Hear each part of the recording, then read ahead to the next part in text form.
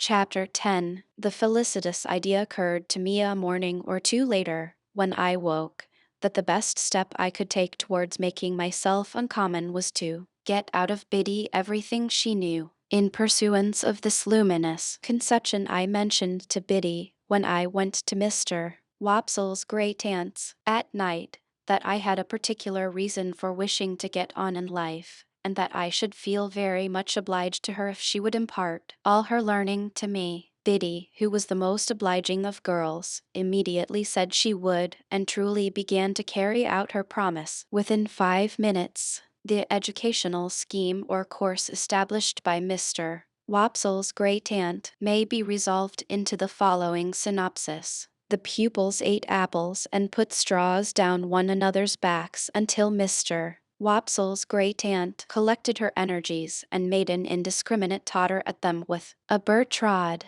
After receiving the charge with every mark of derision, the pupils formed in line and buzzingly passed a ragged book from hand to hand. The book had an alphabet in it, some figures and tables, and a little spelling, that is to say, it had had once. As soon as this volume began to circulate, Mr. Wopsle's great aunt fell into a state of coma, arising either from sleep or a rheumatic paroxysm. The pupils then entered among themselves upon a competitive examination on the subject of boots, with the view of ascertaining who could tread the hardest upon whose toes. This mental exercise lasted until Biddy made a rush at them and distributed 3 defaced Bibles shaped as if they had been unskillfully cut off the chump end of something more illegibly printed, at the best, than any curiosities of literature I have since met with, speckled all over with iron mold, and having various specimens of the insect world smashed between their leaves.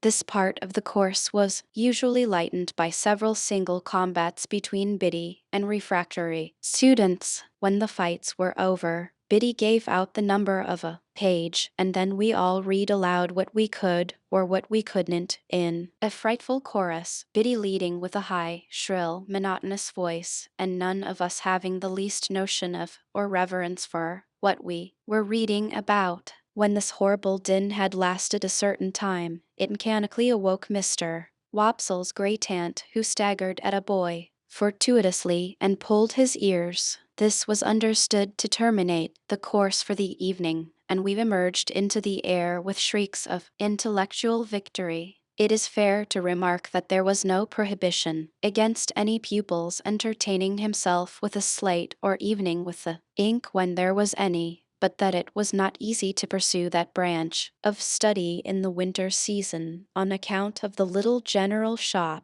in which the classes were holden, and which was also Mr. Wopsle's great aunt's sitting room and bedchamber, being but faintly illuminated through the agency of one low-spirited dip candle and no snuffers. It appeared to me that it would take time to become uncommon under these circumstances. Nevertheless, I resolved to try it, and that very evening Biddy entered on our special agreement by imparting some information from her little catalogue of prices under the head of moist sugar, and lending me to copy at home a large old English D which she had imitated from the heading of some newspaper, and which I supposed, until she told me what it was, to be a design for a buckle. Of course there was a public house in the village, and of course Joe liked sometimes to smoke his pipe there. I had received strict orders from my sister to call for him at the Three Jolly Bargemen that evening on my way from school, and bring him home at my peril. To the Three Jolly Bargemen, therefore, I directed my steps. There was a bar at the Jolly Bargemen, with some alarmingly long chalk scores in it on the wall at the side of the door, which seemed to me to be never paid off. They had been there ever since I could remember, and had grown more than I had. But there was a quantity of chalk about our country, and perhaps the people neglected no opportunity of turning it to account. It being Saturday night, I found the landlord looking rather grimly at these records, but as my business was with Joe and not with him, I merely wished him good evening, and passed into the common room at the end of the passage, where there was a bright large kitchen fire, and where Joe was smoking his pipe in company with Mr. Wopsle and a stranger. Joe greeted me as usual with "Halloa, Pip, old chap," and the moment he said that, the stranger turned his head and looked at me. He was a secret-looking man whom I had never seen before. His head was all on one side, and one of his eyes was half shut up, as if he were taking aim at something with an invisible gun. He had a pipe in his mouth, and he took it out, and after slowly blowing all his smoke away, and looking hard at me all the time, nodded. So I nodded, and then he nodded again, and made room on the settle beside him that I may sit down there. But as I was used to sit beside Joe whenever I entered that place of resort, I said, "No, thank you, sir," and fell into the space Joe made for me on the opposite settle. The strange man, after glancing at Joe and seeing that his attention was otherwise engaged, nodded to me again when I had taken my seat, and then rubbed his leg in a very odd way, as it struck me. "You was saying," said the strange man, turning to Joe, "that you was a blacksmith." "Yes, I said it, you know," said Joe. "What'll you drink, mister? You didn't mention your name, by the by." Joe mentioned it now, and the strange man called him by it. "What'll you drink, Mr. Gargery, at my expense, to top up with?" "Well," said Joe, "to tell you the truth, I ain't much in the habit of drinking at anybody's expense but my own." "Habit? No," returned the stranger, "but once and away, and on a Saturday night too. Come, put a name to it, Mr. Gargery." "I wouldn't wish to be stiff company," said Joe. "Rum, rum," repeated the stranger. "And will the other gentleman originate a sentiment?" "Rum," said Mr. Wopsle. "3 rums," cried the stranger, calling to the landlord. "Glasses, round." "This other gentleman," observed Joe, by way of introducing Mr. Wopsle, "is a gentleman that you would like to hear give it out. Our clerk at church." "Aha," said the stranger, quickly, and cocking his eye at me. "The lonely church, right out on the marshes, with graves round it." "That's it," said Joe. The stranger, with a comfortable kind of grunt over his pipe, put his legs up on the settle that he had to himself. He wore a flapping, broad-brimmed traveller's hat, and under it a handkerchief tied over his head in the manner of a cap, so that he showed no hair. As he looked at the fire, I thought I saw a cunning expression, followed by a half-laugh, come into his face. "I am not acquainted with this country, gentlemen, but it seems a solitary country towards the river." "Most marshes is solitary," said Joe. "No doubt, no doubt. Do you find any gypsies, now, or tramps, or vagrants of any sort, out there?" "No," said Joe, "none but a runaway convict now and then. And we don't find them easy, eh, Mr. Wopsle?" Mr. Wopsle, with a majestic remembrance of old discomfiture, assented, but not warmly. "Seems you have been out after such?" asked the stranger. "Once," returned Joe. "Not that we wanted to take them, you understand.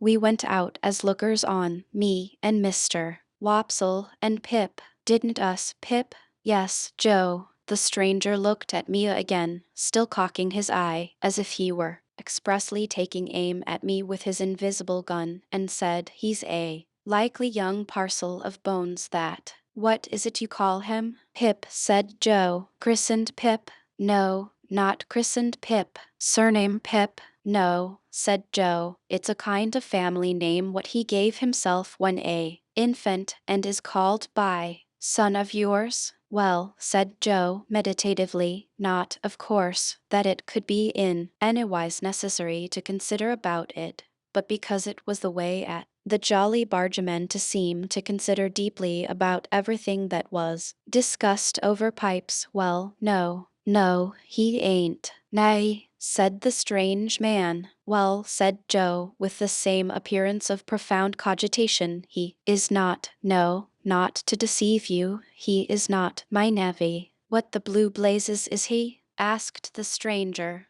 which appeared to me to be an inquiry of unnecessary strength.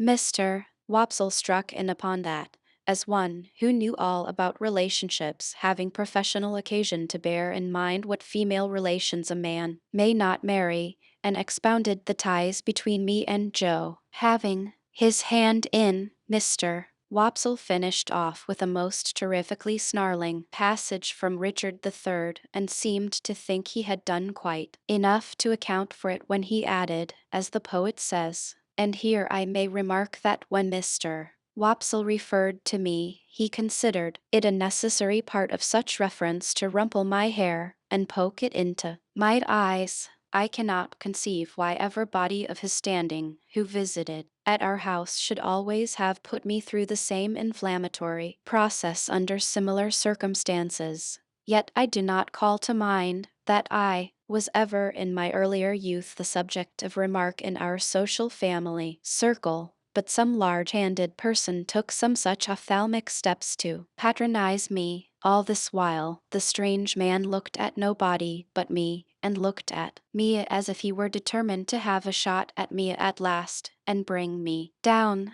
But he said nothing after offering his blue blazes observation until the glasses of rum and water were brought, and then he made his shot, and a most extraordinary shot it was. It was not a verbal remark, but a proceeding in dumb show, and was pointedly addressed to me. He stirred his rum and water pointedly at me, and he tasted his rum and water pointedly at me, and he stirred it and he tasted it, not with a spoon that was brought to him, but with a file. He did this so that nobody but I saw the file, and when he had done it, he wiped the file and put it in a breast pocket. I knew it to be Joe's file, and I knew that he knew my convict the moment I saw the instrument. I sat gazing at him, spellbound, but he now reclined on his settle, taking very little notice of me, and talking principally about turnips. There was a delicious sense of cleaning up and making a quiet pause before going on in life afresh in our village on Saturday nights, which stimulated Joe to dare to stay out half an hour longer on Saturdays than at other times. The half hour and the rum and water running out together, Joe got up to go, and took me by the hand. "Stop half a moment, Mr. Gargery," said the strange man. "I think I've got a bright new shilling somewhere in my pocket, and if I have, the boy shall have it." He looked it out from a handful of small change, folded it in some crumpled paper, and gave it to me. "Yours," said he. "Mind,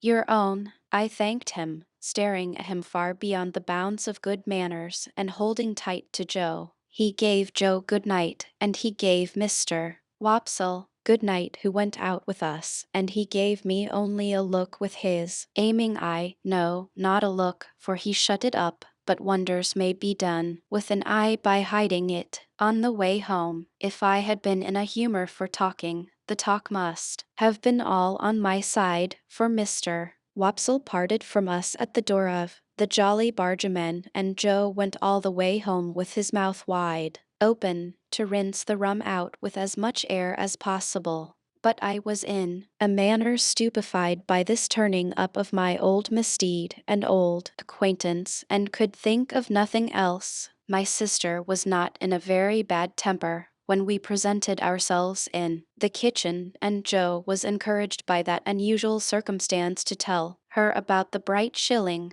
"A bad un, I'll be bound," said Mrs. Joe triumphantly, "or he wouldn't have given it to the boy. Let's look at it."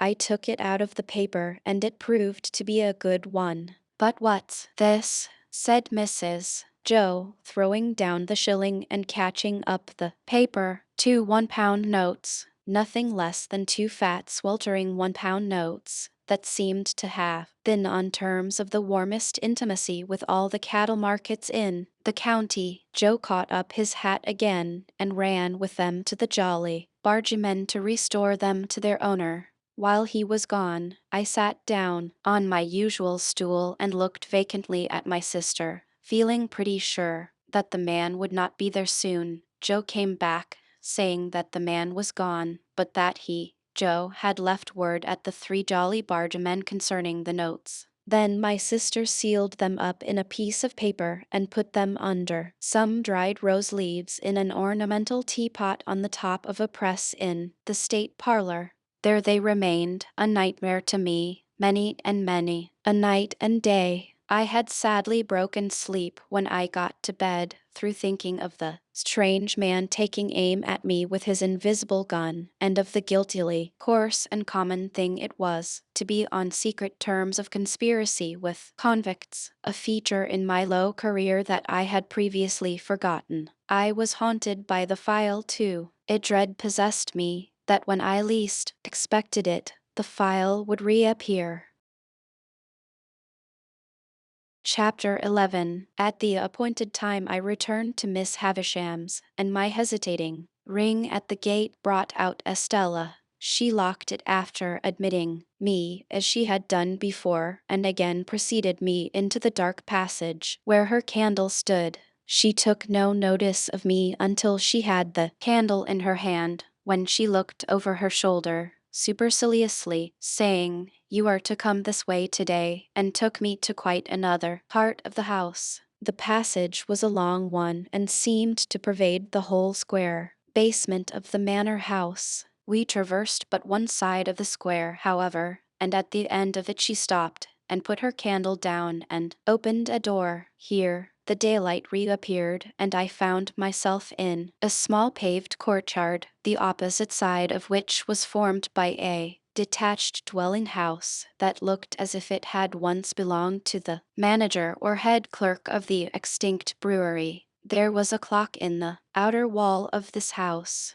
like the clock in Miss Havisham's room, and, like Miss Havisham's watch, it had stopped at 20 minutes to 9. We went in at the door, which stood open, and into a gloomy room with a low ceiling on the ground floor at the back. There was some company in the room, and Estella said to me as she joined it, "You are to go and stand there, boy, till you are wanted." There being the window, I crossed to it and stood there in a very uncomfortable state of mind, looking out. It opened to the ground and looked into a most miserable corner of the neglected garden, upon a rank ruin of cabbage stalks and one box tree that had been clipped round long ago, like a pudding, and had a new growth at the top of it, out of shape and of a different color, as if that part of the pudding had stuck to the saucepan and got burnt. This was my homely thought as I contemplated the box tree. There had been some light snow overnight, and it lay nowhere else to my knowledge.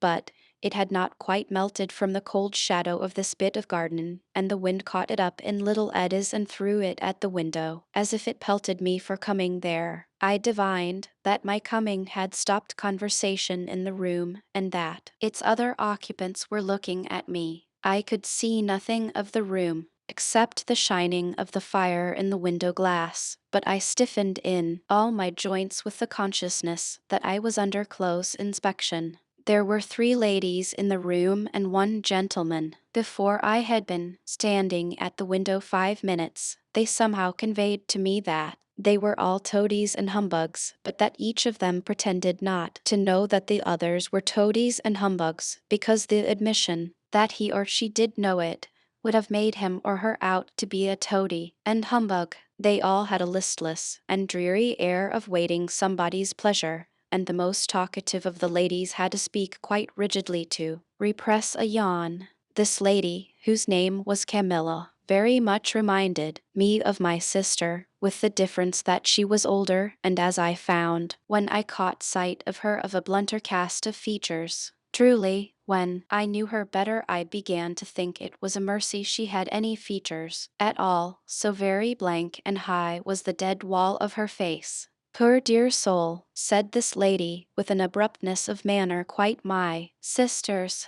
"Nobody's enemy but his own." "It would be much more commendable to be somebody else's enemy," said the gentleman. "Far more natural, Cousin Raymond," observed another lady. "We are to love our neighbor." "Sarah Pocket," returned Cousin Raymond, "if a man is not his own neighbor, who is?" Miss Pocket laughed, and Camilla laughed and said, checking a yawn, "The idea! but I thought they seemed to think it rather a good idea too. The other lady, who had not spoken yet, said gravely and emphatically, "Very true. Poor soul." Camilla soon went on. "I knew they had all been looking at me in the meantime. It is so very strange. Would anyone believe that when Tom's wife died, he actually could not be induced to see the importance of the children's having the deepest of trimmings to their mourning? Good Lord, says he, Camilla, what can it signify so long as the poor bereaved little things are in black, so like Matthew? The idea,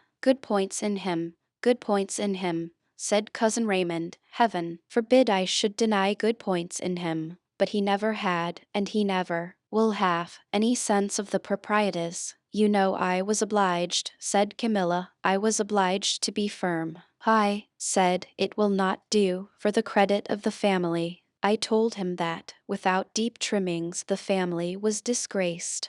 I cried about it from breakfast till dinner. I injured my digestion. And at last he flung out, in his violent way, and said, with a D, then do as you like. Thank goodness it will always be a consolation to me to know that I instantly went out in a pouring rain and bought the things. He paid for them, did he not? Asked Estella. It's not the question, my dear child, who paid for them, returned Camilla. I bought them, and I shall often think of that with peace when I wake up in the night. The ringing of a distant bell, combined with the echoing of some cry or call along the passage by which I had come, interrupted the conversation, and caused Estella to say to me, "Now, boy." On my turning round, they all looked at me with the utmost contempt, and as I went out, I heard Sarah Pocket say, "Well, I am sure. What next?" And Camilla add, with indignation, "Was there ever such a fancy?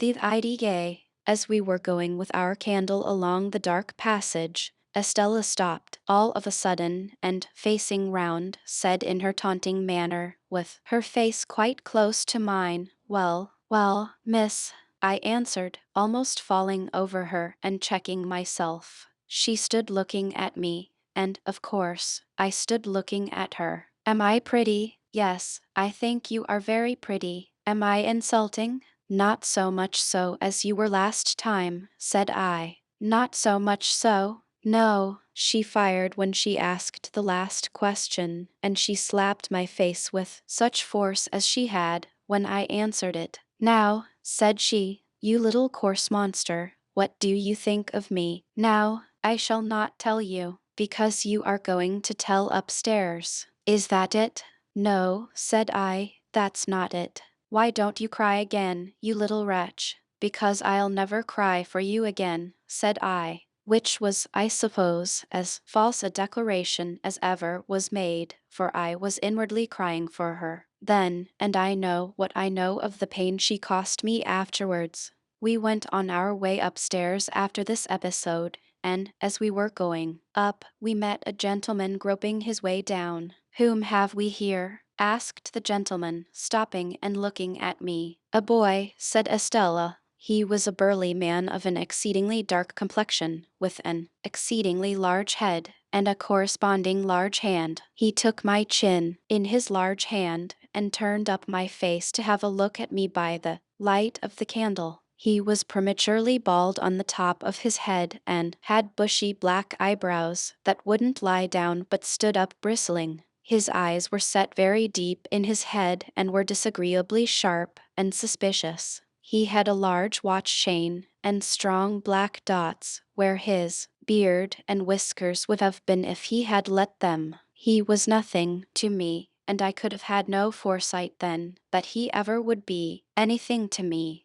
But it happened that I had this opportunity of observing him well. "Boy of the neighborhood, hey?" said he. "Yes, sir," said I. "How do you come here?" "Miss Havisham sent for me, sir," I explained. "Well, behave yourself. I have a pretty large experience of boys, and you're a bad set of fellows. Now mind," said he, biting the side of his great forefinger as he frowned at me, "you behave yourself." With those words he released me, which I was glad of, for his hand smelt of scented soap and went his way downstairs. I wondered whether he could be a doctor, but no, I thought he couldn't be a doctor, or he would have a quieter and more persuasive manner. There was not much time to consider the subject, for we were soon in Miss Havisham's room, where she and everything else were just as I had left them. Estella left me standing near the door, and I stood there until Miss Havisham cast her eyes upon me from the dressing table. "So," she said, without being startled or surprised, "the days have worn away, have they?" "Yes, ma'am. Today is there," with the impatient movement of her fingers. "I don't want to know. Are you ready to play?" I was obliged to answer in some confusion. "I don't think I am, ma'am." "Not at cards again?" she demanded, with a searching look. "Yes, ma'am, I could do that if I was wanted." "Since this house strikes you old and grave, boy," said Miss Havisham impatiently, "and you are unwilling to play, are you willing to work?" I could answer this inquiry with a better heart than I had been able to find for the other question, and I said I was quite willing. "Then go into that opposite room," said she, pointing at the door behind me with her withered hand, "and wait there till I come." I crossed the staircase landing and entered the room she indicated. From that room, too, the daylight was completely excluded, and it had an airless smell that was oppressive. A fire had been lately kindled in the damp old-fashioned grate, and it was more disposed to go out than to burn up, and the reluctant smoke which hung in the room seemed colder than the clearer air, like our own marsh mist. Certain wintry branches of candles on the high chimney-piece faintly lighted the chamber, or it would be more expressive to say, faintly troubled its darkness. It was spacious, and I dare say had once been handsome, but every discernible thing in it was covered with dust and mold and dropping to pieces. The most prominent object was a long table with a tablecloth spread on it, as if a feast had been in preparation when the house and the clocks all stopped together. An epergne or centerpiece of some kind was in the middle of this cloth. It was so heavily overhung with cobwebs that its form was quite undistinguishable, and as I looked along the yellow expanse out of which I remember its seeming to grow, like a black fungus, I saw speckle-legged spiders with blotchy bodies running home to it and running out from it, as if some circumstances of the greatest public importance had just transpired in the spider community. I heard the mice, too, rattling behind the panels as if the same occurrence were important to their interests. But the black beetles took no notice of the agitation and groped about the hearth in a ponderous, elderly way, as if they were short-sighted and hard of hearing, and not on terms with one another. These crawling things had fascinated my attention, and I was watching them from a distance, when Miss Havisham laid a hand upon my shoulder. In her other hand she had a crutch-headed stick on which she leaned, and she looked like the witch of the place. "This," said she, pointing to the long table with her stick, "is where I will be laid when I am dead. They shall come and look at me here," with some vague misgiving that she may get upon the table then and there and die at once. The complete realization of the ghastly waxwork at the fair. I shrank under her touch. "What do you think that is?" she asked me, again pointing with her stick that where those cobwebs are. "I can't guess what it is, ma'am. It's a great cake, a bright cake. Mine." She looked all round the room in a glaring manner, and then said, leaning on me while her hand twitched my shoulder, "Come, come, come. Walk me, walk me." I made out from this that the work I had to do was to walk Miss Havisham round and round the room. Accordingly, I started at once, and she leaned upon my shoulder, and we went away at a pace that may have been an imitation founded on my first impulse under that roof of Mr. Pumblechook's chaise cart. She was not physically strong, and after a little time said, slower still, we went at an impatient fitful speed, and as we went she twitched the hand upon my shoulder and worked her mouth, and led me to believe that we were going fast because her thoughts went fast. After a while she said, "Call Estella." So I went out on the landing and roared that name as I had done on the previous occasion. When her light appeared, I returned to Miss Havisham, and we started away again round and round the room. If only Estella had come to be a spectator of our proceedings, I should have felt sufficiently discontented. But as she brought with her the three ladies and the gentleman whom I had seen below, I didn't know what to do. In my politeness, I would have stopped, but Miss Havisham twitched my shoulder, and we posted on, with a shamefaced consciousness on my part that they would think it was all my doing. "Dear Miss Havisham," said Miss Sarah Pocket, "how well you look." "I do not," returned Miss Havisham. "I am yellow skin and bone." Camilla brightened when Miss Pocket met with this rebuff, and she murmured as she plaintively contemplated Miss Havisham, "Poor dear soul, certainly not to be expected to look well, poor thing, the idea." "And how are you?" said Miss Havisham to Camilla. As we were close to Camilla then, I would have stopped as a matter of course, only Miss Havisham wouldn't stop. We swept on, and I felt that I was highly obnoxious to Camilla. "Thank you, Miss Havisham," she returned. "I am as well as can be expected."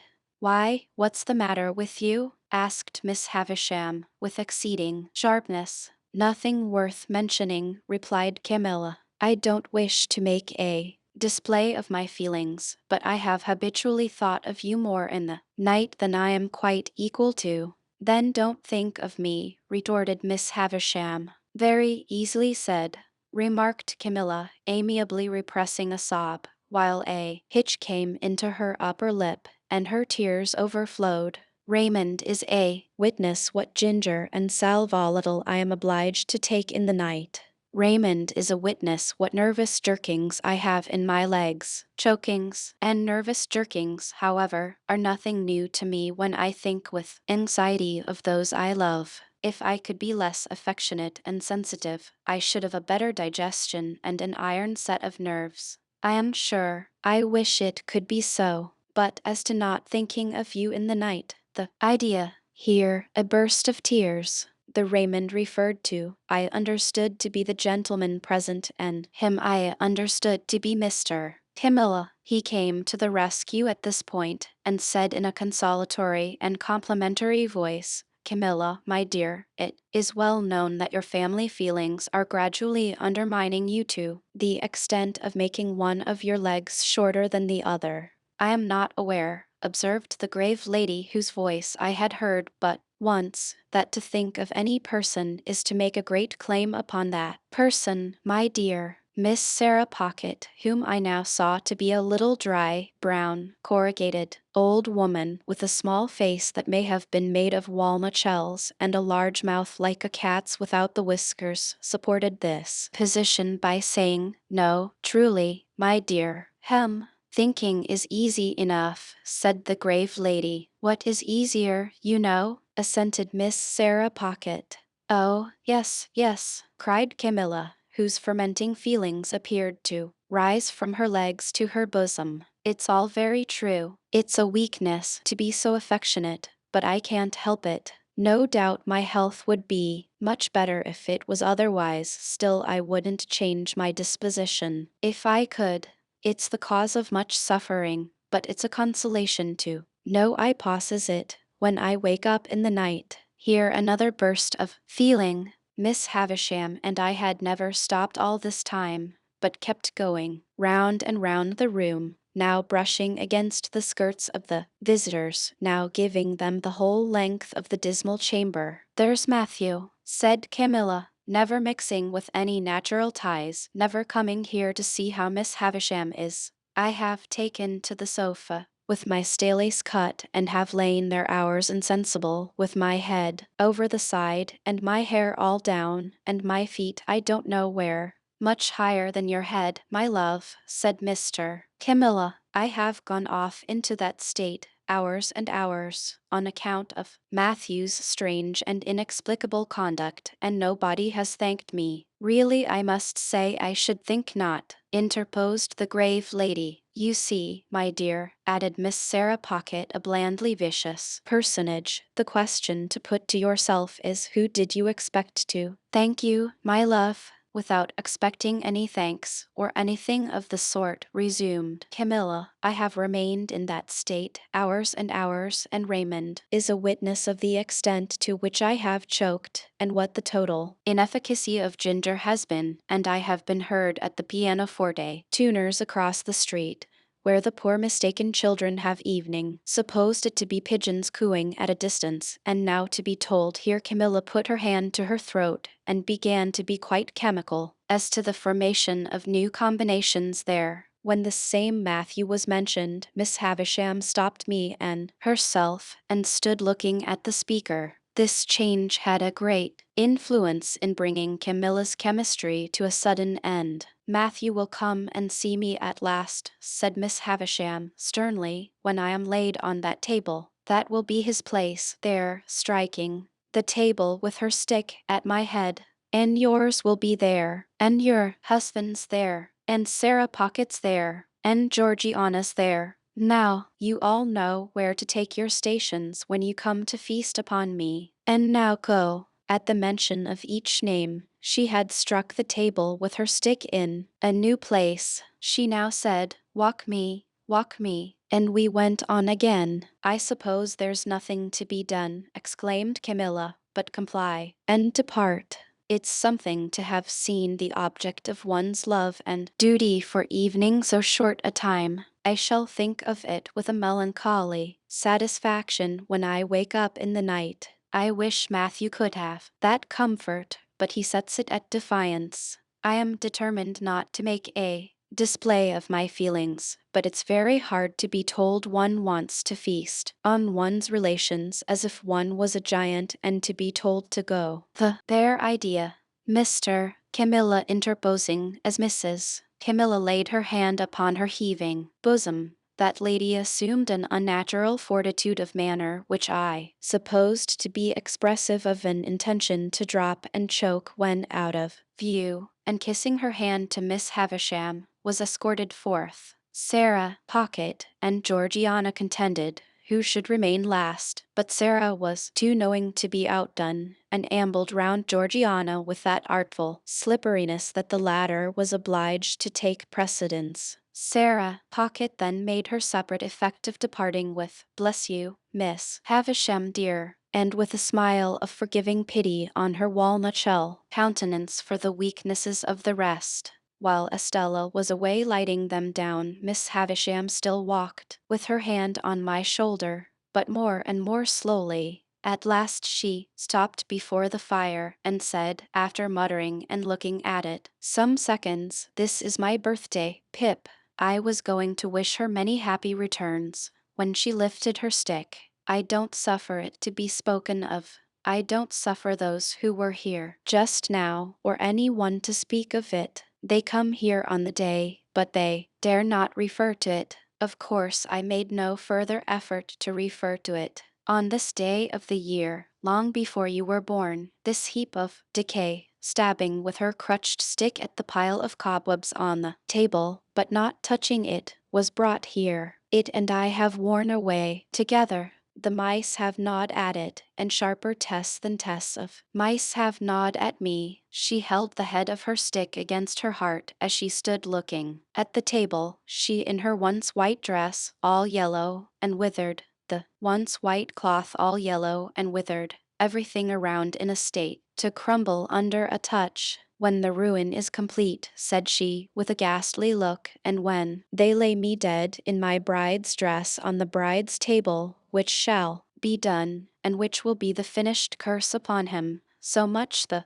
better if it is done on this day. She stood looking at the table as if she stood looking at her own figure, lying there. I remained quiet. Estella returned, and she too remained quiet. It seemed to me that we continued thus for a long time. In the heavy air of the room, and the heavy darkness that brooded in its remoter corners, I evening had an alarming fancy that Estella and I may soon begin to decay. at length, not coming out of her distraught state by degrees, but in an instant, Miss Havisham said, "Let me see you two play cards. Why have you not begun?" With that, we returned to her room and sat down as before. I was beggared as before, and again as before. Miss Havisham watched us all the time, directed my attention to Estella's beauty, and made me notice it the more by trying her jewels on Estella's breast and hair.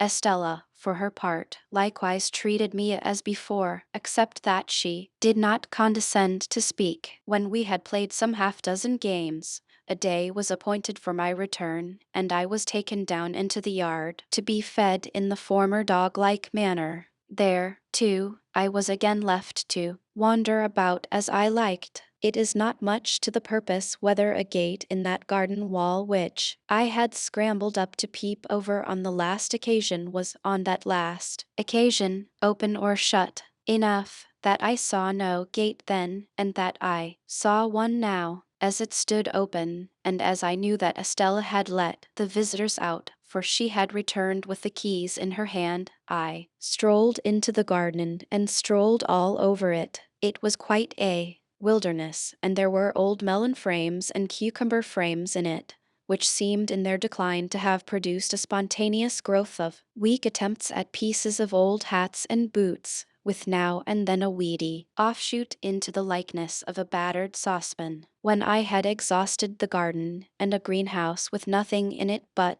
a fallen-down grapevine and some bottles, I found myself in the dismal corner upon which I had looked out of the window. Never questioning for a moment that the house was now empty, I looked in at another window and found myself, to my great surprise, exchanging a broad stare with a pale young gentleman with red eyelids and light hair. This pale young gentleman quickly disappeared and reappeared beside me. He had been at his books when I had found myself staring at him, and I now saw that he was in Kai. "Halloa," said he, "young fellow." Halloa being a general observation which I had usually observed to be best answered by itself, I said halloa, politely omitting young fellow. "Who let you in?" said he. "Miss Estella."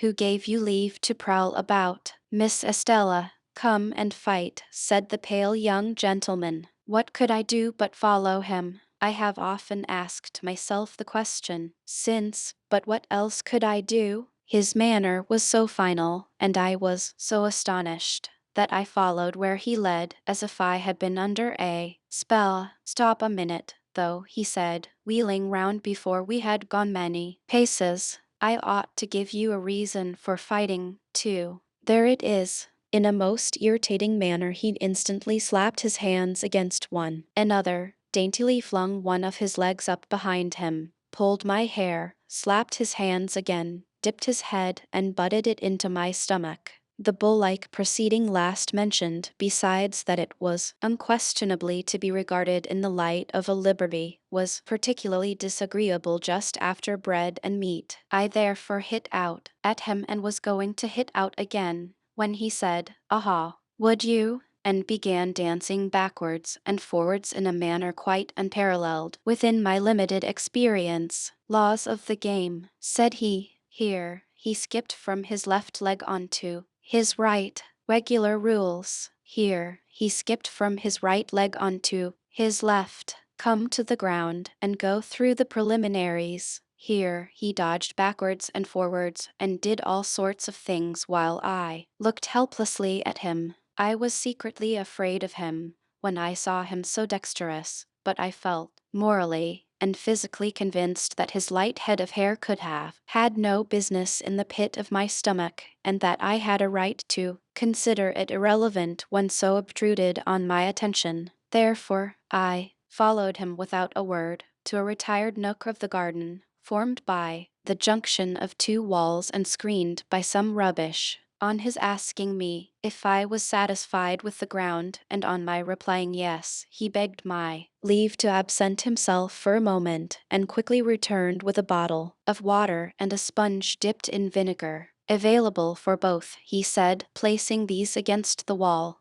and then fell to pulling off, not only his jacket and waistcoat, but his shirt too, in a manner at once light-hearted, businesslike, and bloodthirsty, although he did not look very healthy, having pimples on his face and a breaking out at his mouth. These dreadful preparations quite appalled me. I judged him to be about my own age, but he was much taller, and he had a way of spinning himself about that was full of appearance. For the rest, he was a young gentleman in a grey suit when not denuded for battle, with his elbows, knees, wrists, and heels considerably in advance of the rest of him as to development. My heart failed me when I saw him squaring at me with every demonstration of mechanical nicety, and eyeing my anatomy as if he were minutely choosing his bone. I never have been so surprised in my life as I was when I let out the first blow and saw him lying on his back, looking up at me with a bloody nose and his face exceedingly foreshortened.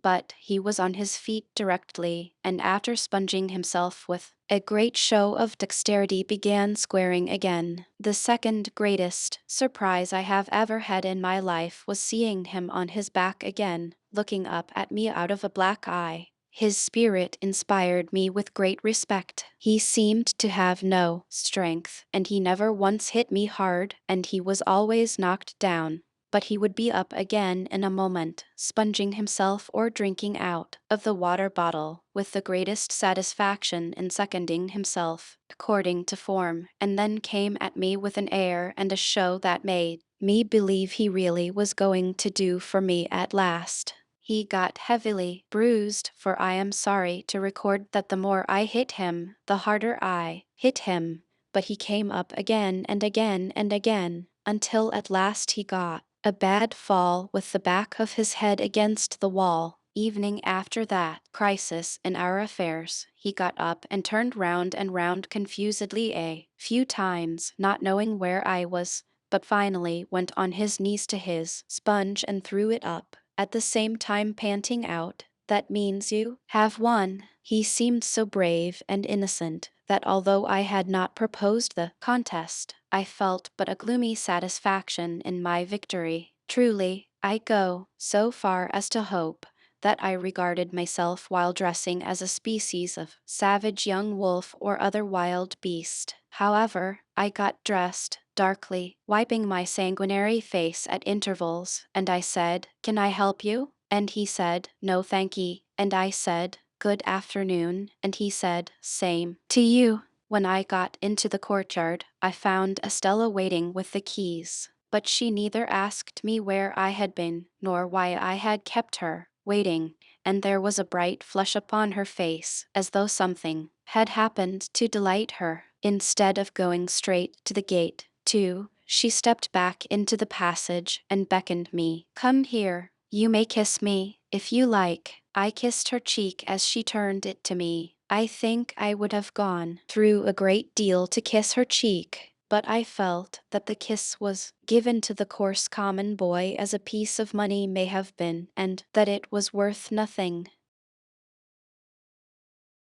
Chapter 12. My mind grew very uneasy on the subject of the pale young gentleman. The more I thought of the fight, and recalled the pale young gentleman on his back in various stages of puffy and encrimsoned countenance, the more certain it appeared that something would be done to me. I felt that the pale young gentleman's blood was on my head, and that the law would avenge it, without having any definite idea of the penalties I had incurred.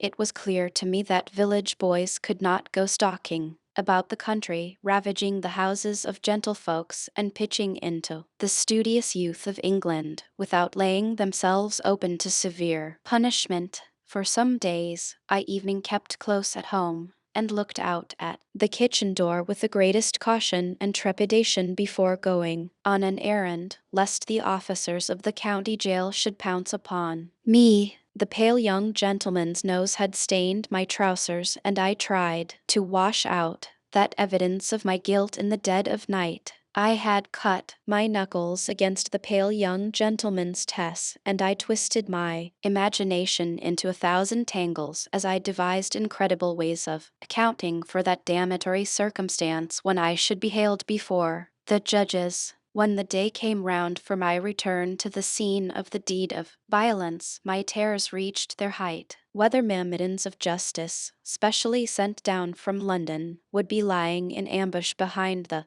gate, whether Miss Havisham, preferring to take personal vengeance for an outrage done to her house, may rise in those grave clothes of hers, draw a pistol, and shoot me dead, whether suborned boys, a numerous band of mercenaries, may be engaged to fall upon me in the brewery, and cuff me until I was no more, it was high testimony to my confidence in the spirit of the pale young gentleman that I never imagined him accessory to these retaliations. They always came into my mind as the acts of injudicious relatives of his, goaded on by the state of his visage and an indignant sympathy with the family features. However, go to Miss Havisham's I must, and go I did, and behold, nothing came of the late struggle. It was not alluded to in any way, and no pale young gentleman was to be discovered on the premises. I found the same gate open, and I explored the garden, and evening looked in at the windows of the detached house, but my view was suddenly stopped by the closed shutters within, and all was lifeless.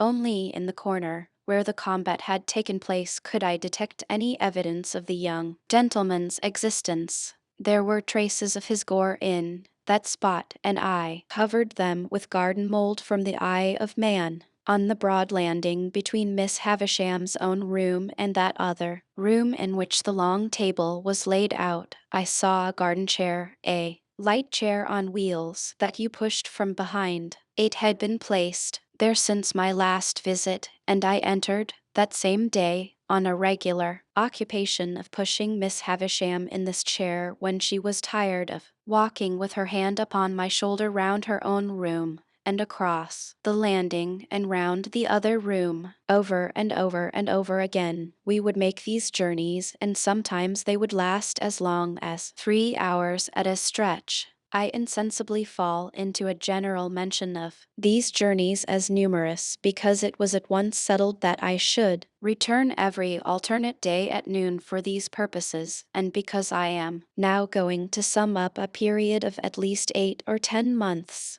As we began to be more used to one another, Miss Havisham talked more to me and asked me such questions as what had I learned and what was I going to be. I told her I was going to be apprenticed to Joe, I believed, and I enlarged upon my knowing nothing and wanting to know everything, in the hope that she may offer some help towards that desirable end. But she did not. On the contrary, she seemed to prefer my being ignorant. Neither did she ever give me any money or anything but my daily dinner, nor ever stipulate that I should be paid for my services. Estella was always about, and always let me in and out, but never told me I may kiss her again. Sometimes she would coldly tolerate me, sometimes she would condescend to me, sometimes she would be quite familiar with me, sometimes she would tell me energetically that she hated me. Miss Havisham would often ask me in a whisper, or when we were alone, "Does she grow prettier and prettier, Pip?" And when I said yes, for truly she did, would seem to enjoy it greedily. Also, when we played at cards, Miss Havisham would look on with a miserly relish of Estella's moods, whatever they were. And sometimes, when her moods were so many and so contradictory of one another that I was puzzled what to say or do, Miss Havisham would embrace her with lavish fondness, murmuring something in her ear that sounded like, "Break their hearts, my pride and hope, break their hearts and have no mercy." There was a song Joe used to hum fragments of at the forge, of which the burden was Old Clem. This was not a very ceremonious way of rendering homage to a patron saint, but I believe Old Clem stood in that relation towards Smiths. It was a song that imitated the measure of beating upon iron, and was a mere lyrical excuse for the introduction of Old Clem's respected name. Thus, you were to hammer boys round, Old Clem,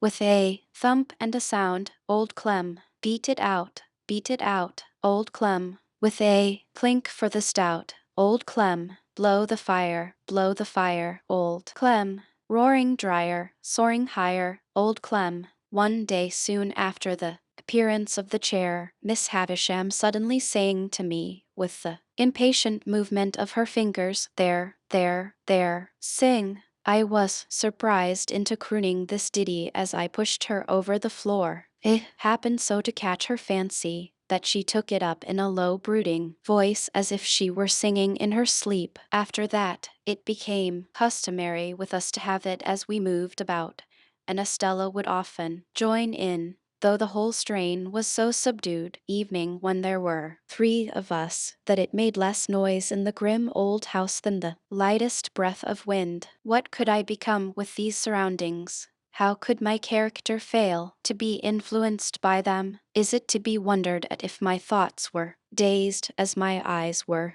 when I came out into the natural light from the misty yellow rooms? Perhaps I may have told Joe about the pale young gentleman if I had not previously been betrayed into those enormous inventions to which I had confessed. Under the circumstances, I felt that Joe could hardly fail to discern in the pale young gentleman an appropriate passenger to be put into the black velvet coach. Therefore, I said nothing of him. Besides, that shrinking from having Miss Havisham and Estella discussed, which had come upon me in the beginning, grew much more potent as time went on. I reposed complete confidence in no one but Biddy, but I told poor Biddy everything, why it came natural to me to do so, and why Biddy had a deep concern in everything I told her. I did not know then, though I think I know now. Meanwhile, councils went on in the kitchen at home, fraught with almost insupportable aggravation to my exasperated spirit. That ass, Pumblechook, used often to come over of a night for the purpose of discussing my prospects with my sister, and I really do believe to this hour with less penitence than I ought to feel that if these hands could have taken a linchpin out of his chaise cart, they would have done it. The miserable man was a man of that confined solidity of mind that he could not discuss my prospects without having me before him, as it were, to operate upon, and he would drag me up from my stool usually by the collar where I was quiet in a corner, and putting me before the fire as if I were going to be cooked, would begin by saying, "Now, mum, here is this boy which you brought up by hand. Hold up your head, boy, and be forever grateful unto them which so did do. Now, mum, with respections to this boy," and then he would rumple my hair the wrong way, which from my earliest remembrance, as already hinted, I have in my soul denied the right of any fellow creature to do, and would hold me before him by the sleeve, a spectacle of imbecility only, to be equalled by himself.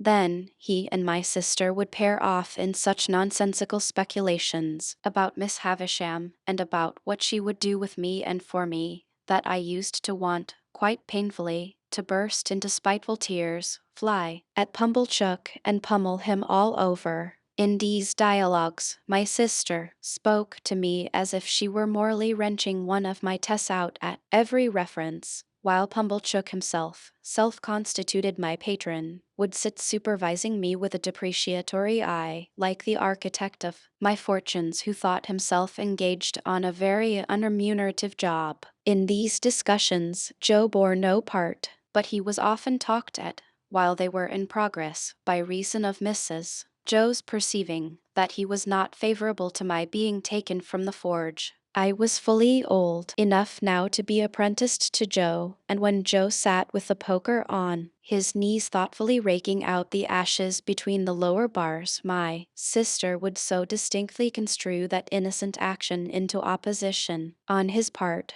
that she would dive at him, take the poker out of his hands, shake him, and put it away. There was a most irritating end to every one of these debates, all in a moment, with nothing to lead up to it. My sister would stop herself in a yawn, and catching sight of me as it were incidentally, would swoop upon me with, "Come, there's enough of you. You get along to bed. You've given trouble enough for one night, I hope," as if I had besought them as a favor to bother my life out. We went on in this way for a long time, and it seemed likely that we should continue to go on in this way for a long time. When one day Miss Havisham stopped short as she and I were walking, she leaning on my shoulder, and said with some displeasure, "You are growing tall, Pip." I thought it best to hint, through the medium of a meditative look, that this may be occasioned by circumstances over which I had no control. She said no more at the time, but she soon stopped and looked at me again, and soon again, and after that looked frowning and moody. On the next day of my attendance, when our usual exercise was over and I had landed her at her dressing table, she stayed me with a movement of her impatient fingers. "Tell me the name again of that blacksmith of yours." "Joe Gargery, ma'am." "Meaning the master you were to be apprenticed to?" "Yes, Miss Havisham. You had better be apprenticed at once. Would Gargery come here with you and bring your indentures, do you think?" I signified that I had no doubt he would take it as an honor to be asked. "Then let him come. At any particular time, Miss Havisham?" There, I know nothing about times. Let him come soon, and come along with you." When I got home at night and delivered this message for Joe, my sister went on the rampage in a more alarming degree than at any previous period. She asked me and Joe whether we supposed she was doormats under our feet, and how we dared to use her so, and what company we graciously thought she was fit for. When she had exhausted a torrent of such inquiries, she threw a candlestick at Joe, burst into a loud sobbing, got out the dustpan, which was always a very bad sign, put on her coarse apron, and began cleaning up to a terrible extent. Not satisfied with the dry cleaning, she took to a pail and scrubbing brush and cleaned us out of house and home, so that we stood shivering in the backyard. It was 10 o'clock at night before we ventured to creep in again, and then she asked Joe why he hadn't married a negress slave at once. Chapter 13. It was a trial to my feelings on the next day but one, to see Joe arraying himself in his Sunday clothes to accompany me to Miss Havisham's. However, as he thought his court suit necessary to the occasion, it was not for me to tell him that he looked far better in his working dress, the rather because I knew he made himself so dreadfully uncomfortable entirely on my account, and that it was for me he pulled up his shirt collar so very high behind that it made the hair on the crown of his head stand up like a tuft of feathers. At breakfast time my sister declared her intention of going to town with us and being left at Uncle Pumblechook's, and called for, when we had done with our fine ladies, a way of putting the case, from which Joe appeared inclined to augur the worst. The forge was shut up for the day, and Joe inscribed in chalk upon the door, as it was his custom to do on the very rare occasions when he was not at work, the monosyllable "Hout," accompanied by a sketch of an arrow supposed to be flying in the direction he had taken. We walked to town, my sister leading the way in a very large beaver bonnet, and carrying a basket like the Great Seal of England in plaited straw, a pair of pattens, a spare shawl, and an umbrella. Though it was a fine, bright day, I am not quite clear whether these articles were carried penitentially or ostentatiously, but I rather think they were displayed as articles of property, much as Cleopatra or any other sovereign lady on the rampage may exhibit her wealth in a pageant or procession. When we came to Pumblechook's, my sister bounced in and left us. As it was almost noon, Joe and I held straight on to Miss Havisham's house. Estella opened the gate as usual, and the moment she appeared, Joe took his hat off and stood weighing it by the brim in both his hands, as if he had some urgent reason in his mind for being particular to half a quarter of an ounce. Estella took no notice of either of us, but led us the way that I knew so well. I followed next to her, and Joe came last. When I looked back at Joe in the long passage, he was still weighing his hat with the greatest care, and was coming after us in long strides on the tips of his toes. Estella told me we were both to go in, so I took Joe by the coat cuff and conducted him into Miss Havisham's presence. She was seated at her dressing table and looked round at us immediately. "Oh," said she to Joe, "you are the husband of the sister of this boy." I could hardly have imagined dear old Joe looking so unlike himself, or so like some extraordinary bird, standing as he did speechless, with his tuft of feathers ruffled, and his mouth open as if he wanted a worm. "You are the husband," repeated Miss Havisham, "of the sister of this boy." It was very aggravating, but throughout the interview, Joe persisted in addressing me instead of Miss Havisham, which I mean to say, Pip, Joe now observed in a manner that was at once expressive of forcible argumentation, strict confidence, and great politeness, "as I hup and married your sister, and I were at the time what you may call, if you was anyways inclined, a single man." "Well," said Miss Havisham, "and you have reared the boy with the intention of taking him for your apprentice, is that so, Mr. Gargery?" "You know, Pip," replied Joe, "as you and me were ever friends, and it were looked forward to between us, as being calculated to lead to larks. Not but what, Pip, if you had ever made objections to the business, such as its being open to black and sut, or such like, not but what they would have been attended to, don't you see?" "Has the boy," said Miss Havisham, "ever made any objection? Does he like the trade, which it is well beknown to yourself, Pip," returned Joe, strengthening his former mixture of argumentation, confidence, and politeness, "that it were the wish of your own heart." I saw the idea suddenly break upon him that he would adapt his epitaph to the occasion before he went on to say, "and there weren't no objection on your part, and Pip, it were the great wish of your heart." It was quite in vain for me to endeavor to make him sensible that he ought to speak to Miss Havisham. The more I made faces and gestures to him to do it, the more confidential, argumentative, and polite he persisted in being to me. "Have you brought his indentures with you?" asked Miss Havisham. "Well, Pip, you know," replied Joe, as if that were a little unreasonable, "you yourself see me put 'em in my 'at, and there for you know as they are here," with which he took them out and gave them, not to Miss Havisham,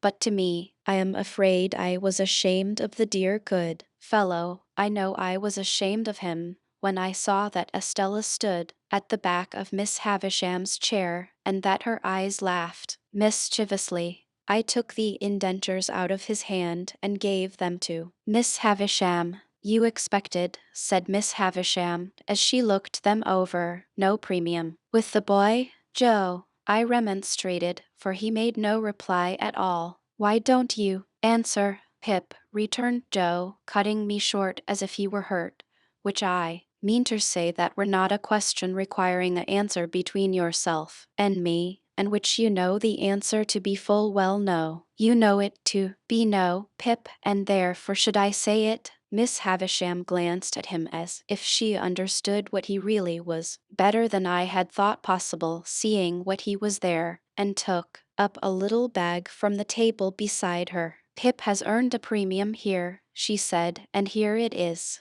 There are 25 guineas in this bag. Give it to your master, Pip," as if he were absolutely out of his mind with the wonder awakened in him by her strange figure and the strange room. Joe, evening at this pass, persisted in addressing me. "This is worry liberal on your part, Pip," said Joe, "and it is as such received and grateful welcome, though never looked for, far nor near, nor nowheres." "And now, old chap," said Joe, conveying to me a sensation, first of burning and then of freezing, for I felt as if that familiar expression were applied to Miss Havisham, "and now, old chap, may we do our duty, may you and me do our duty, both on us, by one and another, and by them which your liberal present have in wide to be, for the satisfaction of mind of them as never." Here Joe showed that he felt he had fallen into frightful difficulties, until he triumphantly rescued himself with the words, "and from myself far be it." These words had such a round and convincing sound for him, that he said them twice. "Goodbye, Pip," said Miss Havisham. "Let them out, Estella." "Am I to come again, Miss Havisham?" I asked. No, Gargery is your master now. Gargery, one word. Thus calling him back as I went out of the door, I heard her say to Joe, in a distinct, emphatic voice, "The boy has been a good boy here, and that is his reward. Of course, as an honest man, you will expect no other and no more." How Joe got out of the room, I have never been able to determine, but I know that when he did get out, he was steadily proceeding upstairs, instead of coming down, and was deaf to all remonstrances until I went after him and laid hold of him. In another minute we were outside the gate, and it was locked, and Estella was gone. When we stood in the daylight alone again, Joe backed up against a wall and said to me, "Astonishing." And there he remained so long, saying "astonishing" at intervals so often that I began to think his senses were never coming back. At length he prolonged his remark into, "Pip, I do assure you this is astonishing," and so, by degrees, became conversational and able to walk away. I have reason to think that Joe's intellects were brightened by the encounter they had passed through, and that on our way to Pumblechook's he invented a subtle and deep design. My reason is to be found in what took place in Mr. Pumblechook's parlor, where, on our presenting ourselves, my sister sat in conference with that detested seedsman. "Well," cried my sister, addressing us both at once, "and what happened to you? I wonder you condescend to come back to such poor society as this." "I am sure I do, Miss Havisham," said Joe, with a fixed look at me, like an effort of remembrance made it worry particular that we should give her, were it compliments or respects. "Pip, compliments," I said. "Which that were my own belief," answered Joe. "Her compliments to Mrs. J. Gargery. Much good they'll do me," observed my sister, but rather gratified too, and wishing, pursued Joe, with another fixed look at me, like another effort of remembrance, that the state of Miss Havisham's elf were such as would have allowed, were it, Pip, of her having the pleasure, I added, of ladies' company, said Joe, and drew a long breath. "Well," cried my sister, with a mollified glance at Mr. Pumblechook, "she may have had the politeness to send that message at first, but it's better late than never." "And what did she give young Rantipole?" "Here, she give him," said Joe. "Nothing." Mrs. Joe was going to break out, but Joe went on. "What she give," said Joe, "she give to his friends." And by his friends were her explanation, I mean into the hands of his sister, Mrs. J. Gargery. Them were her words, Mrs. J. Gargery. "She mayn't have knowed," added Joe, with an appearance of reflection, "whether it were Joe or Jorge." My sister looked at Pumblechook, who smoothed the elbows of his wooden armchair, and nodded at her and at the fire, as if he had known all about it beforehand. "And how much have you got?" asked my sister, laughing. "Positively laughing." "What would present company say to £10?" demanded Joe. "They'd say," returned my sister, curtly, "pretty well. Not too much, but pretty well." "It's more than that, then," said Joe. That fearful impostor, Pumblechook, immediately nodded and said, as he rubbed the arms of his chair, "It's more than that, mum." "Why, you don't mean to say," began my sister. "Yes, I do, mum," said Pumblechook, "but wait a bit." "Go on, Joseph." "Good in you. Go on." "What would present company say," proceeded Joe, "to £20? Handsome would be the word," returned my sister. "Well, then," said Joe, "it's more than £20. That abject hypocrite, Pumblechook, nodded again, and said, with a patronizing laugh, "It's more than that, mum." "Good again. Follow her up, Joseph." "Then, to make an end of it," said Joe, delightedly handing the bag to my sister, "it's £25. "It's £25, mum," echoed that basest of swindlers, Pumblechook, rising to shake hands with her. "And it's no more than your merits, as I said when my opinion was asked, and I wish you joy of the money." If the villain had stopped here, his case would have been sufficiently awful. but he blackened his guilt by proceeding to take me into custody, with a right of patronage that left all his former criminality far behind. Now you see, Joseph and wife, said Pumblechook as he took me by the arm above the elbow, I'm one of them that always go right through with what they've begun. This boy must be bound out of hand. That's my way. Bound out of hand. Goodness knows, Uncle Pumblechook, said my sister, grasping the money, we're deeply beholden to you. Never mind me, Mum, returned that diabolical corn chandler.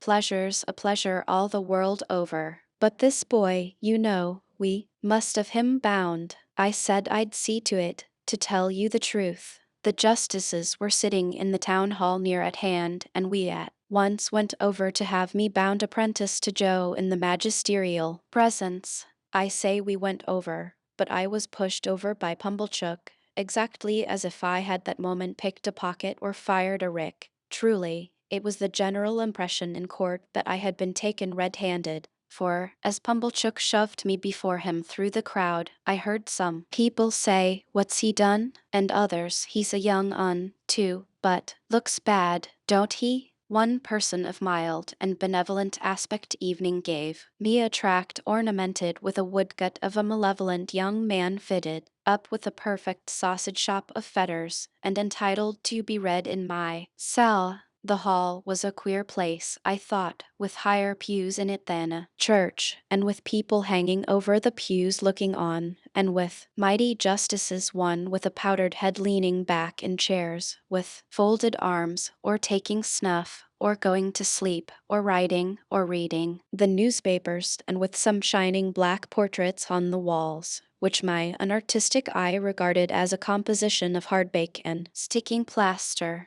Here, in a corner, my indentures were duly signed and attested, and I was bound, Mr. Pumblechook holding me all the while as if we had looked in on our way to the scaffold, to have those little preliminaries disposed of. When we had come out again, and had got rid of the boys who had been put into great spirits by the expectation of seeing me publicly tortured, and who were much disappointed to find that my friends were merely rallying round me, we went back to Pumblechook's, and there my sister became so excited by the 25 guineas that nothing would serve her but we must have a dinner out of that windfall at the Blue Boar, and that Pumblechook must go over in his chaise cart and bring the Hubbles and Mr. Wopsle. It was agreed to be done, and a most melancholy day I passed, for it inscrutably appeared to stand to reason in the minds of the whole company that I was an excrescence on the entertainment, and to make it worse, they all asked me from time to time, in short, whenever they had nothing else to do, why I didn't enjoy myself.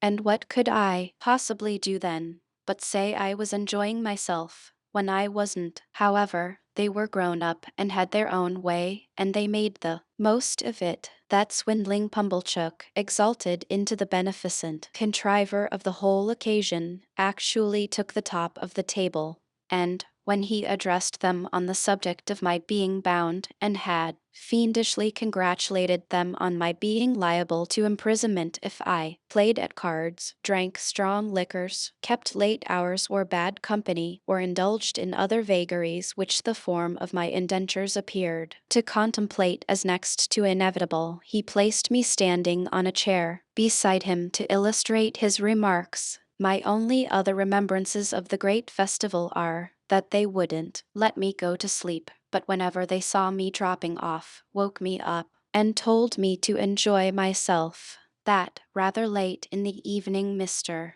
Wopsle gave us Collins's ode, and threw his blood-stained sword in thunder down, with such effect that a waiter came in and said the commercials underneath sent up their compliments, and it wasn't the Tumbler's Arms. That they were all in excellent spirits on the road home, and sang, "Oh, Lady Fair," Mr. Wopsle taking the bass, and asserting with a tremendously strong voice in reply to the inquisitive bore who leads that piece of music in a most impertinent manner, by wanting to know all about everybody's private affairs, that he was the man with his white locks flowing, and that he was upon the whole the weakest pilgrim going. Finally, I remember that when I got into my little bedroom, I was truly wretched and had a strong conviction on me that I should never like Joe's trade. Chapter 14. It is a most miserable thing to feel ashamed of home. There may be black ingratitude in the thing, and the punishment may be retributive and well deserved, but that it is a miserable thing, I can testify. Home had never been a very pleasant place to me, because of my sister's temper. But Joe had sanctified it, and I had believed in it. I had believed in the best parlor as a most elegant saloon. I had believed in the front door as a mysterious portal of the temple of state whose solemn opening was attended with a sacrifice of roast fowls. I had believed in the kitchen as a chaste, though not magnificent apartment. I had believed in the forge as the glowing road to manhood and independence. Within a single year all this was changed. Now it was all coarse and common, and I would not have had Miss Havisham and Estella see it on any account. How much of my ungracious condition of mind may have been my own fault, how much Miss Havisham's, how much my sister's, is now of no moment to me or to any one. The change was made in me, the thing was done, well or ill done, excusably or inexcusably, it was done. Once, it had seemed to me that when I should at last roll up my shirt sleeves and go into the forge, Joe's prentice, I should be distinguished and happy. Now the reality was in my hold. I only felt that I was dusty with the dust of small coal, and that I had a weight upon my daily remembrance to which the anvil was a feather. There have been occasions in my later life, I suppose, as in most lives, when I have felt for a time as if a thick curtain had fallen on all its interest and romance, to shut me out from anything save dull endurance any more. Never has that curtain dropped so heavy and blank as when my way in life lay stretched out straight before me through the newly entered road of apprenticeship to Joe. I remember that at a later period of my time, I used to stand about the churchyard on Sunday evenings when night was falling, comparing my own perspective with the windy marsh view, and making out some likeness between them by thinking how flat and low both were, and how on both there came an unknown way and a dark mist and then the sea. I was quite as dejected on the first working day of my apprenticeship as in that after time, but I am glad to know that I never breathed a murmur to Joe while my indentures lasted. It is about the only thing I am glad to know of myself in that connection, for though it includes what I proceed to add, all the merit of what I proceed to add was Joe's. It was not because I was faithful, but because Joe was faithful, that I never ran away and went for a soldier or a sailor. It was not because I had a strong sense of the virtue of industry, but because Joe had a strong sense of the virtue of industry, that I worked with tolerable zeal against the grain. It is not possible to know how far the influence of any amiable, honest-hearted duty-doing man flies out into the world, but it is very possible to know how it has touched one's self in going by, and I know right well that any good that intermixed itself with my apprenticeship came of plain contented Joe, and not of restlessly aspiring discontented me. What I wanted, who can say? How can I say, when I never knew? What I dreaded was that in some unlucky hour I, being at my grimiest and commonest, should lift up my eyes and see Estella looking in at one of the wooden windows of the forge. I was haunted by the fear that she would, sooner or later, find me out with a black face and hands, doing the coarsest part of my work, and would exult over me and despise me. Often after dark, when I was pulling the bellows for Joe, and we were singing Old Clem, and when the thought how we used to sing it at Miss Havisham's would seem to show me Estella's face in the fire, with her pretty hair fluttering in the wind and her eyes scorning me, Often at such a time I would look towards those panels of black night in the wall, which the wooden windows then were, and would fancy that I saw her just drawing her face away, and would believe that she had come at last. Chapter 15. As I was getting too big for Mr. Wopsle's great aunt's room, my education under that preposterous female terminated. Not, however, until Biddy had imparted to me everything she knew, from the little catalogue of prices to a comic song she had once bought for a halfpenny, although the only coherent part of the latter piece of literature were the opening lines. When I went to Lunnon town, sirs, two rull wasn't I done very brown, sirs, two rull, still, in my desire to be wiser, I got this composition by heart with the utmost gravity, nor do I recollect that I questioned its merit, except that I thought, as I still do, the amount of two rull somewhat in excess of the poetry. In my hunger for information, I made proposals to Mr. Wopsle to bestow some intellectual crumbs upon me,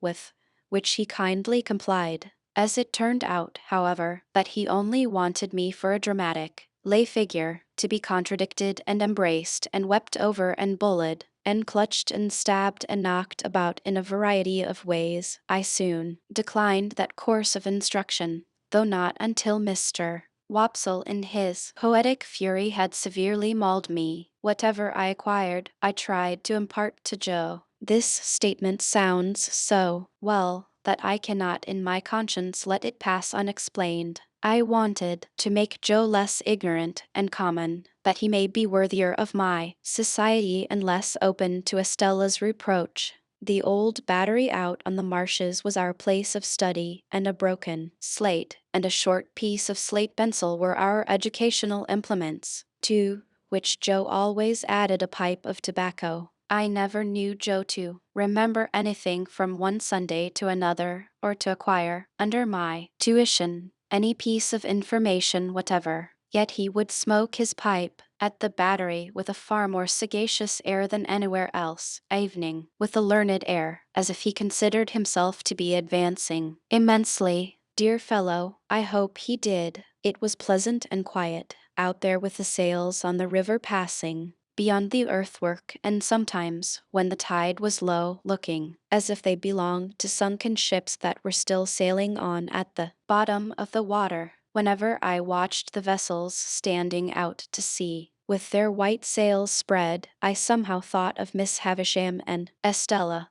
and whenever the light struck aslant afar off upon a cloud, or sail, or green hillside, or water line, it was just the same. Miss Havisham and Estella and the strange house and the strange life appeared to have something to do with everything that was picturesque. One Sunday, when Joe, greatly enjoying his pipe, had so plumed himself on being most awful dull that I had given him up for the day, I lay on the earthwork for some time with my chin on my hand, descrying traces of Miss Havisham and Estella all over the prospect, in the sky and in the water, until at last I resolved to mention a thought concerning them that had been much in my head. Joe, said I, don't you think I ought to make Miss Havisham a visit? Well, Pip, returned Joe, slowly considering. What for? What for, Joe? What is any visit made for? There is some wissits p'raps, said Joe, as forever remains open to the question, Pip. But in regard to visiting Miss Havisham, she may think you wanted something, expected something of her. Don't you think I may say that I did not, Joe? You may, old chap, said Joe, and she may credit it. Similarly she mightn't. Joe felt, as I did, that he had made a point there, and he pulled hard at his pipe to keep himself from weakening it by repetition. You see, Pip, Joe pursued, as soon as he was past that danger, Miss Havisham done the handsome thing by you. When Miss Havisham done the handsome thing by you, she called me back to say to me as that were all. Yes, Joe, I heard her. All, Joe repeated, very emphatically. Yes, Joe, I tell you, I heard her, which I mean to say, Pip, it may be that her meaning were, make a End on it, as you was, me to the north, and you to the south. Keep in, Sunders. I had thought of that too, and it was very far from comforting to me to find that he had thought of it, for it seemed to render it more probable. But, Joe, yes, old chap, here am I, getting on in the first year of my time, and since the day of my being bound, I have never thanked Miss Havisham, or asked after her, or shown that I remember her. That's true, Pip, and unless you was to turn her out a set of shoes, all four round, and which I mean to say as evening a set of shoes all four round may not be acceptable as a present in a total vacancy of hoofs. I don't mean that sort of remembrance, Joe. I don't mean a present. But Joe had got the idea of a present in his head and must harp upon it. Or evening, said he, if you was helped to knocking her up a new chain for the front door, or say a gross or two of shark-headed screws for general use, or some light fancy article, such as a toasting fork when she took her muffins, or a gridiron when she took a sprat or such like. I don't mean any present at all, Joe, I interposed. Well, said Joe, still harping on it as though I had particularly pressed it, if I was yourself, Pip, I wouldn't. No, I would not. For what's a door chain when she's got one always up, and shark headers is open to misrepresentations? And if it was a toasting fork, you'd go into brass and do yourself no credit, and the uncommonest workman can't show himself uncommon in a gridiron, for a gridiron is a gridiron, said Joe, steadfastly impressing it upon me, as if he were endeavoring to rouse me from a fixed delusion, and you may aim at what you like, but a gridiron it will come out, either by your leave or again your leave, and you can't help yourself. My dear Joe, I cried, in desperation, taking hold of his coat, don't go on in that way. I never thought of making Miss Havisham any present. No, Pip, Joe assented, as if he had been contending for that all along, and what I say to you is, you are right, Pip. Yes, Joe, but what I wanted to say was that as we are rather slack just now, if you would give me a half holiday to tomorrow, I think I would go uptown and make a call on Miss E.S.T. Havisham, which her name, said Joe, gravely, ain't Estavisham, Pip, unless she have been rechristened. I know, Joe, I know. It was a slip of mine. What do you think of it, Joe? In brief, Joe thought that if I thought well of it, he thought well of it. But he was particular in stipulating that if I were not received with cordiality, or if I were not encouraged to repeat my visit as a visit which had no ulterior object, but was simply one of gratitude for a favor received, then this experimental trip should have no successor. By these conditions I promised to abide. Now, Joe kept a journeyman at weekly wages whose name was Orlick. He pretended that his Christian name was Dolge, a clear impossibility, but he was a fellow of that obstinate disposition that I believe him to have been the prey of no delusion in this particular, but wilfully to have imposed that name upon the village as an affront to its understanding. He was a broad-shouldered, loose-limbed, swarthy fellow of great strength, never in a hurry, and always slouching. He never evening seemed to come to his work on purpose, but would slouch in as if by mere accident, and when he went to the Jolly Bargemen to eat his dinner, or went away at night, he would slouch out, like Cain or the Wandering Jew, as if he had no idea where he was going and no intention of ever coming back. He lodged at a sluice keeper's out on the marshes, and on working days would come slouching from his hermitage, with his hands in his pockets and his dinner loosely tied in a bundle round his neck and dangling on his back. On Sundays he mostly lay all day on the sluice gates or stood against ricks and barns. He always slouched locomotively with his eyes on the ground, and when accosted or otherwise required to raise them, he looked up in a half-resentful, half-puzzled way, as though the only thought he ever had was that it was rather an odd and injurious fact that he should never be thinking. This morose journeyman had no liking for me. When I was very small and timid, he gave me to understand that the devil lived in a black corner of the forge, and that he knew the fiend very well, also that it was necessary to make up the fire once in 7 years with a live boy, and that I may consider myself fuel. When I became Joe's prentice, Orlick was perhaps confirmed in some suspicion that I should displace him. Howbeit, he liked me still less.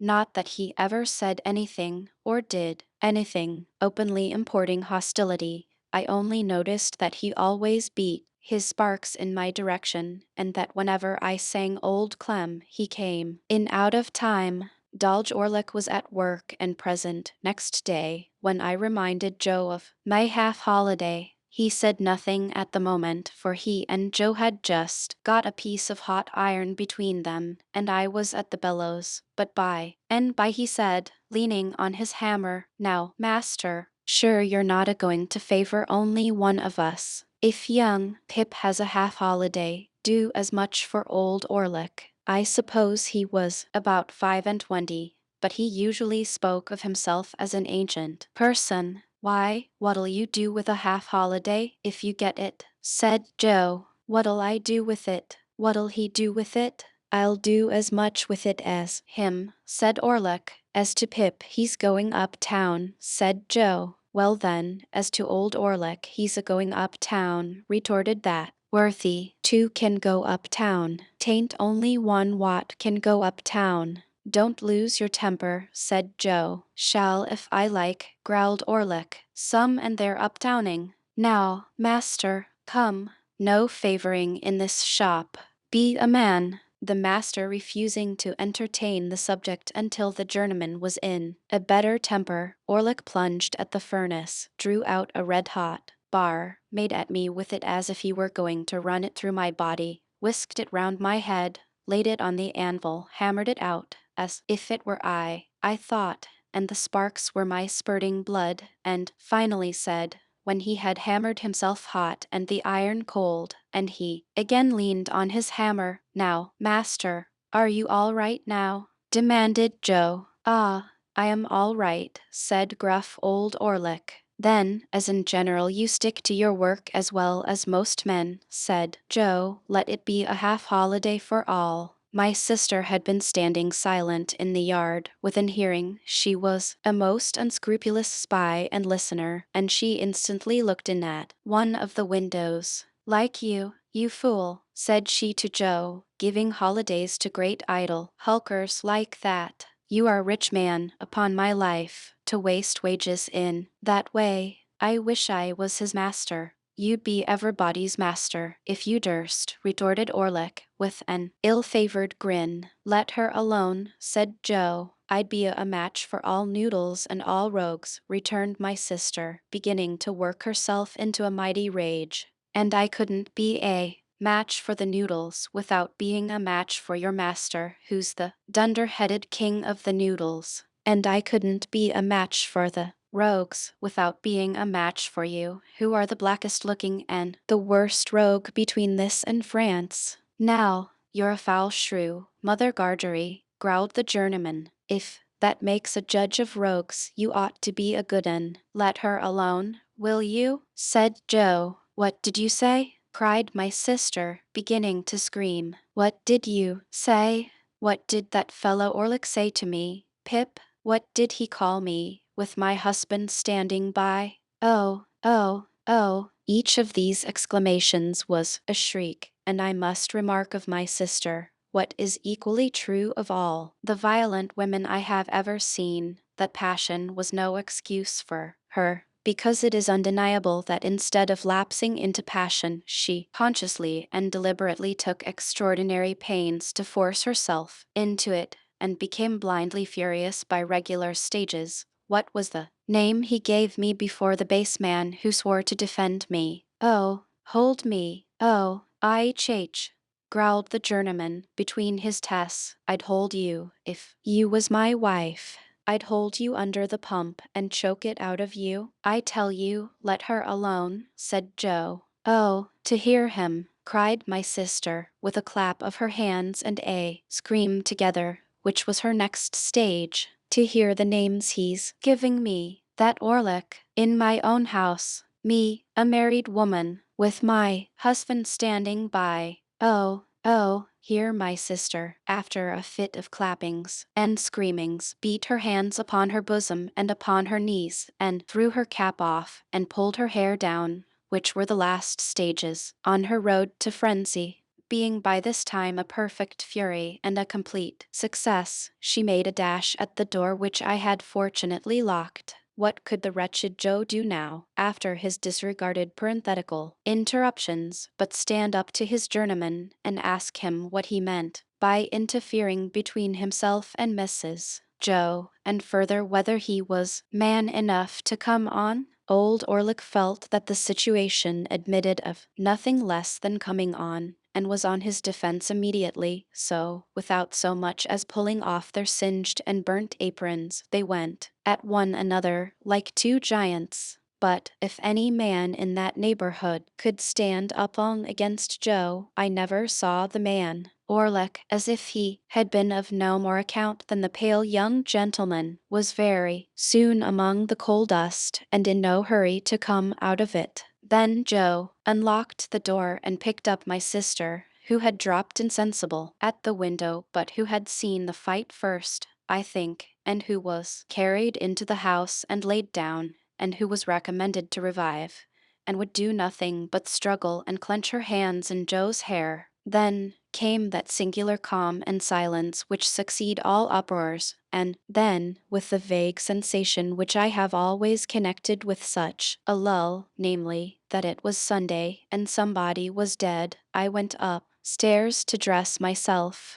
When I came down again, I found Joe and Orlick sweeping up, without any other traces of discomposure than a slit in one of Orlick's nostrils, which was neither expressive nor ornamental. A pot of beer had appeared from the Jolly Bargemen, and they were sharing it by turns in a peaceable manner. The lull had a sedative and philosophical influence on Joe, who followed me out into the road to say, as a parting observation, "That may do me good on the rampage, Pip, and off the rampage, Pip. Such is life." With what absurd emotions, for we think the feelings that are very serious in a man quite comical in a boy. I found myself again going to Miss Havisham's matters little here, nor how I passed and repassed the gate many times before I could make up my mind to ring, nor how I debated whether I should go away without ringing, nor how I should undoubtedly have gone, if my time had been my own, to come back. Miss Sarah Pocket came to the gate. "No, Estella." "How, then? You here again?" said Miss Pocket.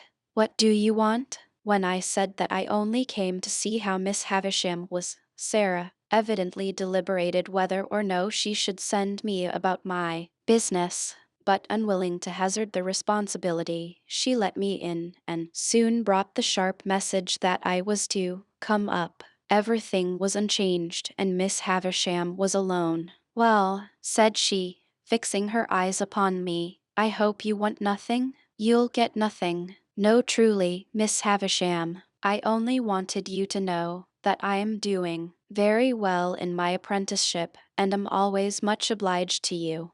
There, there, with the old restless fingers. "Come now and then, come, on your birthday." She cried suddenly, turning herself and her chair towards me, "you are looking round for Estella, hey?" I had been looking round, in fact, for Estella, and I stammered that I hoped she was well. "Abroad," said Miss Havisham, educating for a lady, far out of reach, prettier than ever, admired by all who see her. "Do you feel that you have lost her?" There was such a malignant enjoyment in her utterance of the last words, and she broke into such a disagreeable laugh, that I was at a loss what to say. She spared me the trouble of considering, by dismissing me. When the gate was closed upon me by Sarah of the walnut shell countenance, I felt more than ever dissatisfied with my home and with my trade and with everything, and that was all I took by that motion. As I was loitering along the high street, looking indisconsolately at the shop windows and thinking what I would buy if I were a gentleman who should come out of the bookshop. But Mr. Wopsle had in his hand the affecting tragedy of George Barnwell, in which he had that moment invested sixpence, with the view of heaping every word of it on the head of Pumblechook, with whom he was going to drink tea. No sooner did he see me than he appeared to consider that a special providence had put a prentice in his way to be read at, and he laid hold of me, and insisted on my accompanying him to the Pumblechookian parlor, as I knew it would be miserable at home, and as the nights were dark and the way was dreary, and almost any companionship on the road was better than none. I made no great resistance. Consequently, we turned into Pumblechook's just as the street and the shops were lighting up. As I never assisted at any other representation of George Barnwell, I don't know how long it may usually take, but I know very well that it took until 9:30 that night, and that when Mr.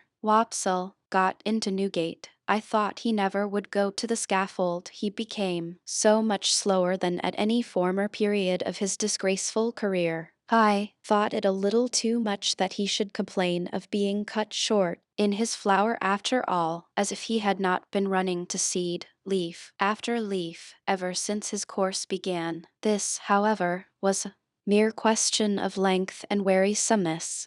What stung me was the identification of the whole affair with my unoffending self.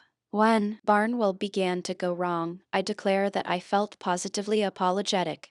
Pumblechook's indignant stare so taxed me with it. Wopsle, too, took pains to present me in the worst light. At once ferocious and maudlin, I was made to murder mine uncle with no extenuating circumstances whatever. Mill would put me down in argument on every occasion. It became sheer monomania in my master's daughter to care a button for me, and all I can say for my gasping and procrastinating conduct on the fatal morning is that it was worthy of the general feebleness of my character. Evening after, I was happily hanged and Wopsle had closed the book. Pumblechook sat staring at me and shaking his head and saying, "Take warning, boy, take warning," as if it were a well-known fact that I contemplated murdering a near relation, provided I could only induce one to have the weakness to become my benefactor. It was a very dark night when it was all over, and when I set out with Mr. Wopsle on the walk home. Beyond town, we found a heavy mist out, and it fell wet and thick. The turnpike lamp was a blur, quite out of the lamp's usual place apparently, and its rays looked solid substance on the fog. We were noticing this, and saying how that the mist rose with a change of wind from a certain quarter of our marshes, when we came upon a man slouching under the lee of the turnpike house. "Halloa," we said, stopping. "Orlick there." "Ah," he answered, slouching out. "I was standing by a minute on the chance of company." "You are late," I remarked. Orlick not unnaturally answered, "Well, and you're late." "We have been," said Mr. Wopsle, exalted with his late performance. "We have been indulging Mr. Orlick in an intellectual evening." Old Orlick growled as if he had nothing to say about that, and we all went on together. I asked him soon whether he had been spending his half-holiday up and down town. "Yes," said he, "all of it. I come in behind yourself. I didn't see you, but I must have been pretty close behind you. By the by, the guns is going again at the hulks," said I. "By, there's some of the birds flown from the cages. The guns have been going since dark about. You'll hear one soon." In effect, we had not walked many yards further when the well-remembered boom came towards us, deadened by the mist, and heavily rolled away along the low grounds by the river as if it were pursuing and threatening the fugitives. "A good night for cutting off in," said Orlick. "We'd be puzzled how to bring down a jailbird on the wing tonight." The subject was a suggestive one to me, and I thought about it in silence. Mr. Wopsle, as the ill-requited uncle of the evening's tragedy, fell to meditating aloud in his garden at Camberwell. Orlick, with his hands in his pockets, slouched heavily at my side. It was very dark, very wet, very muddy, and so we splashed along. Now and then the sound of the signal cannon broke upon us again, and again rolled sulkily along the course of the river. I kept myself to myself and my thoughts. Mr. Wopsle died amiably at Camberwell, an exceedingly game on Bosworth Field, and in the greatest agonies at Glastonbury. Orlick sometimes growled, beat it out, old Clem, with a clink for the stout old Clem. I thought he had been drinking, but he was not drunk. Thus we came to the village.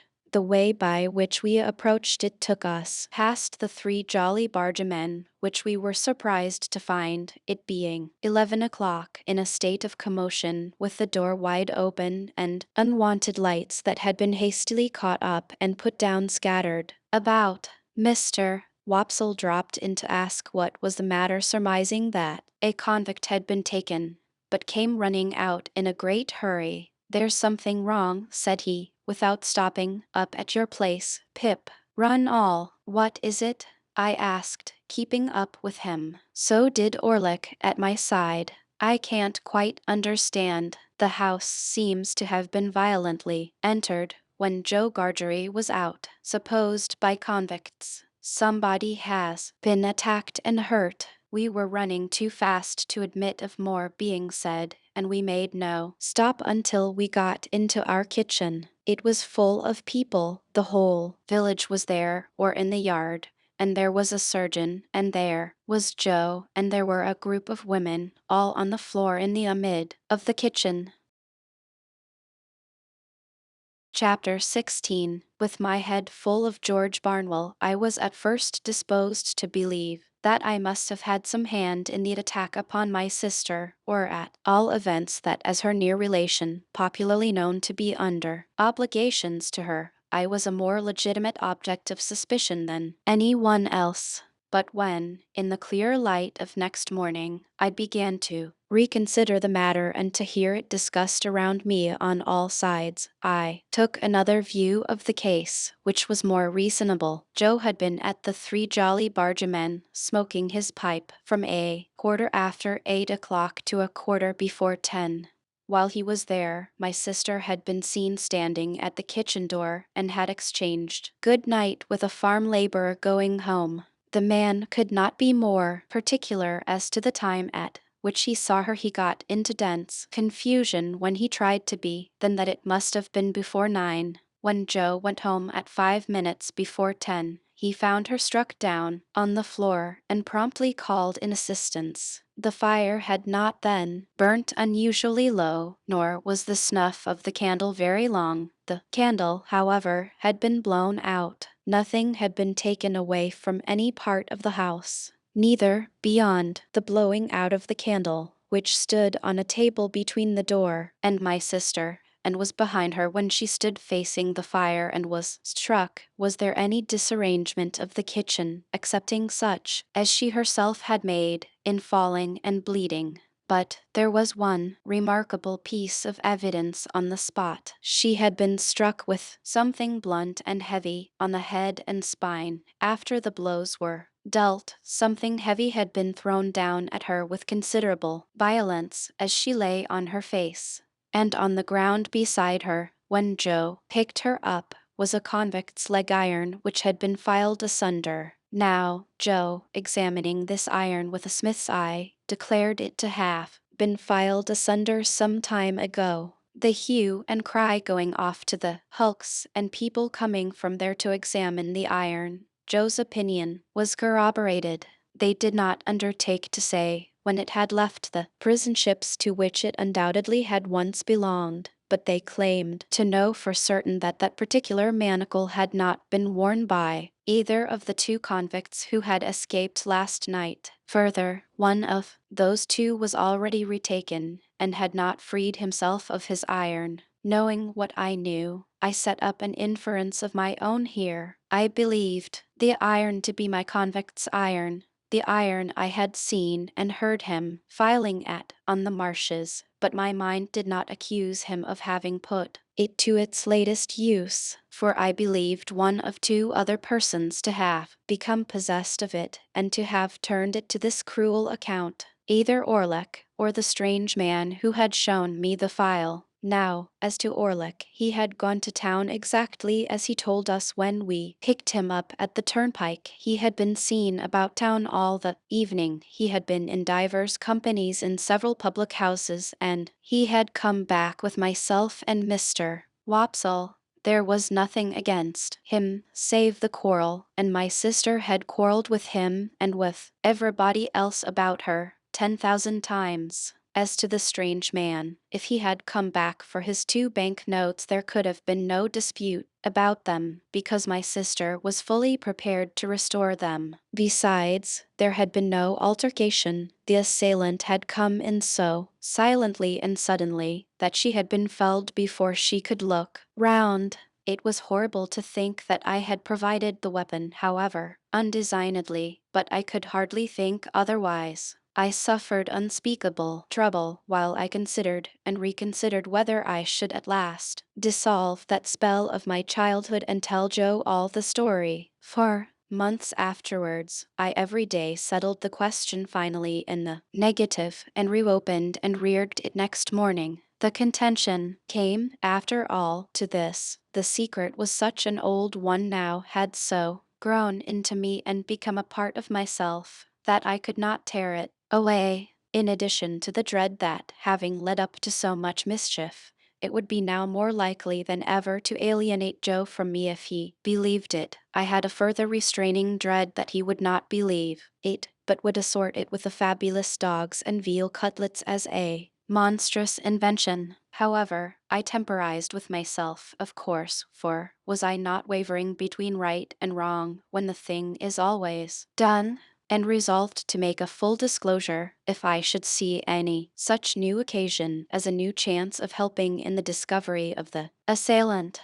The constables and the Bow Street men from London, for this happened in the days of the extinct red waistcoated police, were about the house for a week or two, and did pretty much what I have heard and read of like authorities doing in other such cases. They took up several obviously wrong people, and they ran their heads very hard against wrong ideas and persisted in trying to fit the circumstances to the ideas instead of trying to extract ideas from the circumstances. Also, they stood about the door of the Jolly Bargemen with knowing and reserved looks that filled the whole neighborhood with admiration, and they had a mysterious manner of taking their drink that was almost as good as taking the culprit, but not quite, for they never did it. Long after these constitutional powers had dispersed, my sister lay very ill in bed. Her sight was disturbed, so that she saw objects multiplied and grasped at visionary teacups and wineglasses instead of the realities. Her hearing was greatly impaired,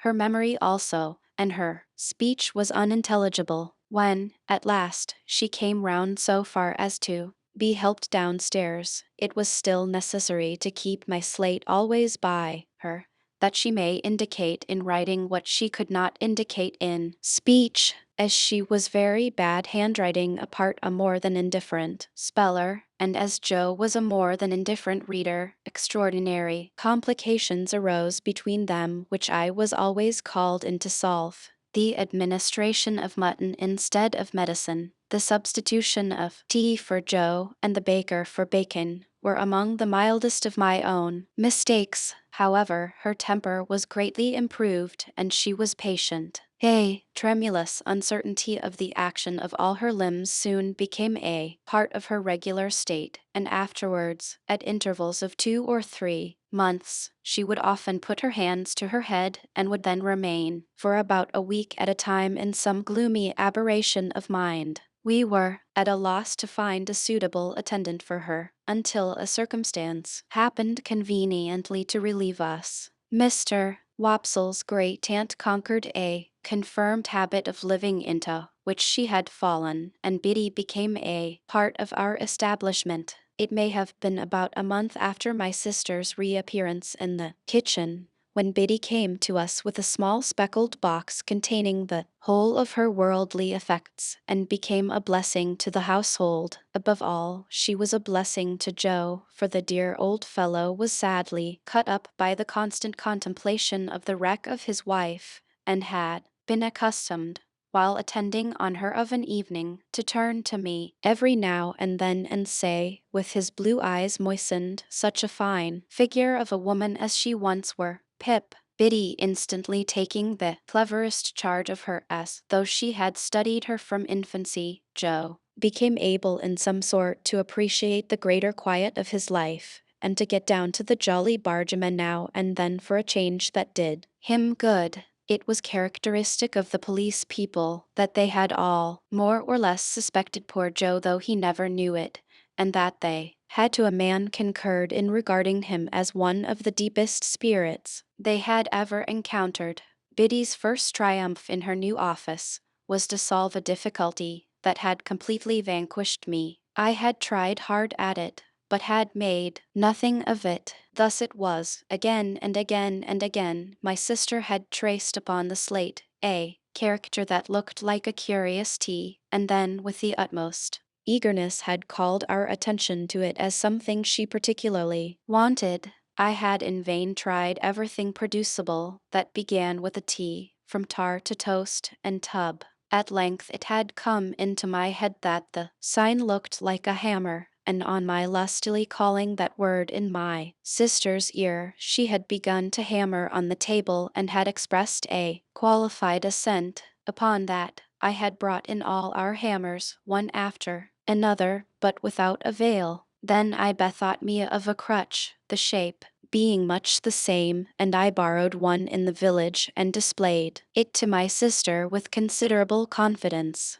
But she shook her head to that extent when she was shown it, that we were terrified lest in her weak and shattered state she should dislocate her neck. When my sister found that Biddy was very quick to understand her, this mysterious sign reappeared on the slate. Biddy looked thoughtfully at it, heard my explanation, looked thoughtfully at my sister, looked thoughtfully at Joe, who was always represented on the slate by his initial letter, and ran into the forge, followed by Joe and me. "Why, of course," cried Biddy, with an exultant face. "Don't you see? It's him, Orlick, without a doubt." She had lost his name, and could only signify him by his hammer. We told him why we wanted him to come into the kitchen, and he slowly laid down his hammer, wiped his brow with his arm, took another wipe at it with his apron, and came slouching out, with a curious loose vagabond bend in the knees that strongly distinguished him. I confess that I expected to see my sister denounce him, and that I was disappointed by the different result. She manifested the greatest anxiety to be on good terms with him, was evidently much pleased by his being at length produced, and motioned that she would have him given something to drink. She watched his countenance as if she were particularly wishful to be assured that he took kindly to his reception. She showed every possible desire to conciliate him, and there was an air of humble propitiation in all she did, such as I have seen pervade the bearing of a child towards a hard master.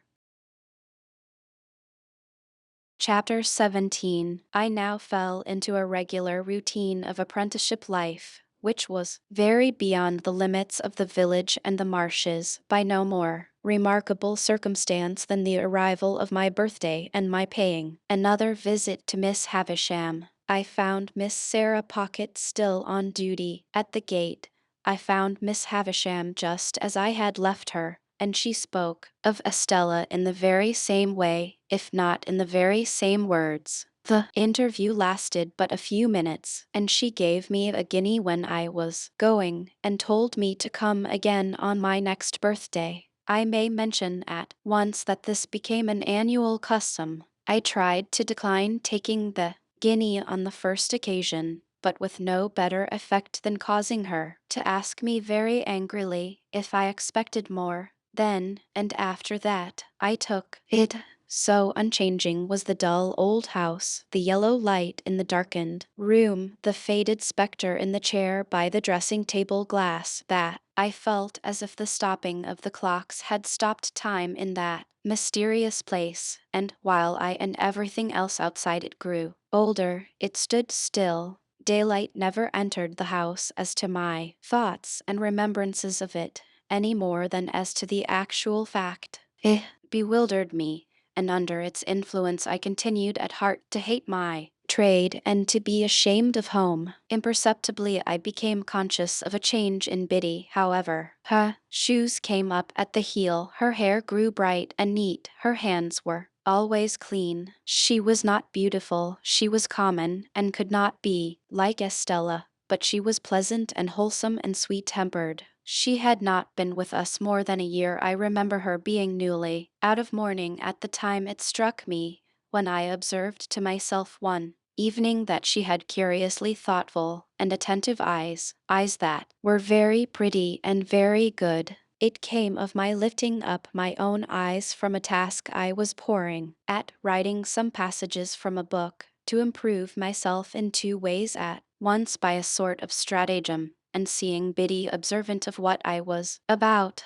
I laid down my pen, and Biddy stopped in her needlework without laying it down. Biddy, said I, how do you manage it? Either I am very stupid, or you are very clever. What is it that I manage? I don't know, returned Biddy, smiling. She managed our whole domestic life, and wonderfully too, but I did not mean that, though that made what I did mean more surprising. How do you manage, Biddy, said I, to learn everything that I learned, and always to keep up with me? I was beginning to be rather vain of my knowledge, for I spent my birthday guineas on it, and set aside the greater part of my pocket money for similar investment, though I have no doubt now that the little I knew was extremely dear at the price. I may as well ask you, said Biddy, how you manage. No, because when I come in from the forge of a night, any one can see me turning to add it.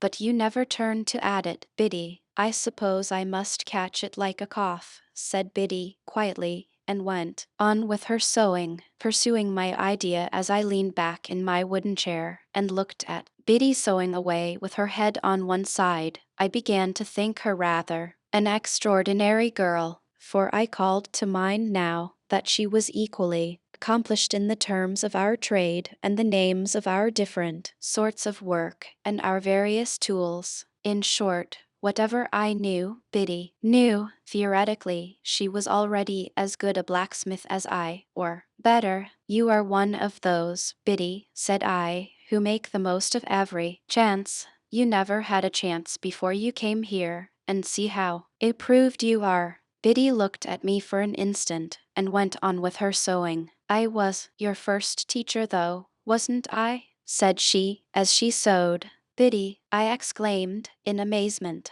Why, you are crying. No, I am not, said Biddy, looking up and laughing. What put that in your head? What could have put it in my head but the glistening of a tear as it dropped on her work? I sat silent, recalling what a drudge she had been, until Mr. Wopsle's great aunt successfully overcame that bad habit of living, so highly desirable to be got rid of by some people. I recall the hopeless circumstances by which she had been surrounded in the miserable little shop and the miserable little noisy evening school, with that miserable old bundle of incompetence always to be dragged and shouldered. I reflected that evening in those untoward times there must have been latent in Biddy what was now developing, for, in my first uneasiness and discontent I had turned to her for help, as a matter of course.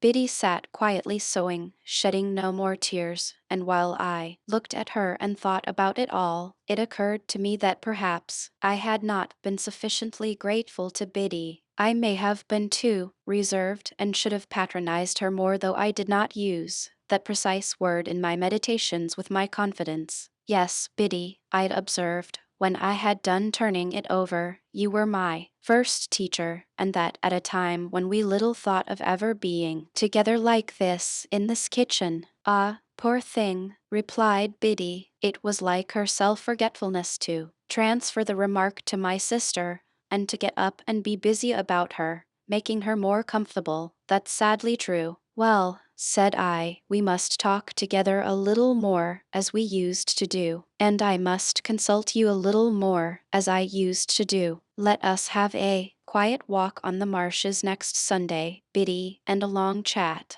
My sister was never left alone now, but Joe more than readily undertook the care of her on that Sunday afternoon, and Biddy and I went out together. It was summertime and lovely weather. When we had passed the village and the church and the churchyard, and were out on the marshes, and began to see the sails of the ships as they sailed on, I began to combine Miss Havisham and Estella with the prospect in my usual way. When we came to the riverside and sat down on the bank, with the water rippling at our feet, making it all more quiet than it would have been without that sound, I resolved that it was a good time and place for the admission of Biddy into my inner confidence. Biddy, said I, after binding her to secrecy, I want to be a gentleman. Oh, I wouldn't if I was you, she returned.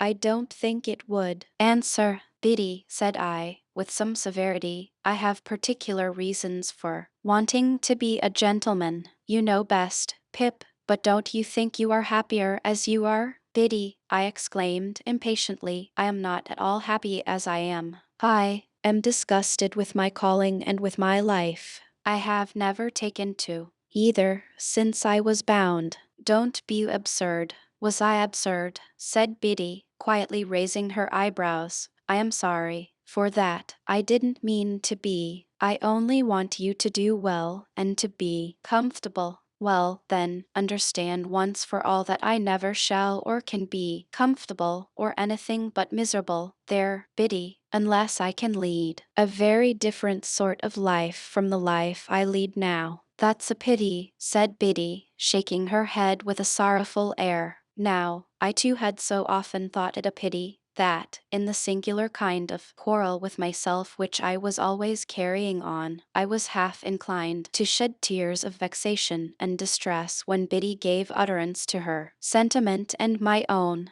I told her she was right, and I knew it was much to be regretted, but still it was not to be helped. If I could have settled down, I said to Biddy, plucking up the short grass within reach, much as I had once upon a time pulled my feelings out of my hair and kicked them into the brewery wall, if I could have settled down and been but half as fond of the forge as I was when I was little, I know it would have been much better for me. You and I and Joe would have wanted nothing then, and Joe and I would perhaps have gone partners when I was out of my time, and I may even have grown up to keep company with you, and we may have sat on this very bank on a fine Sunday, quite different people. I should have been good enough for you, shouldn't I, Biddy? Biddy sighed as she looked at the ships sailing on, and returned for answer, yes, I am not over particular. It scarcely sounded flattering, but I knew she meant well. Instead of that, said I, plucking up more grass and chewing a blade or two, see how I am going on, dissatisfied and uncomfortable, and what would it signify to me, being coarse and common, if nobody had told me so?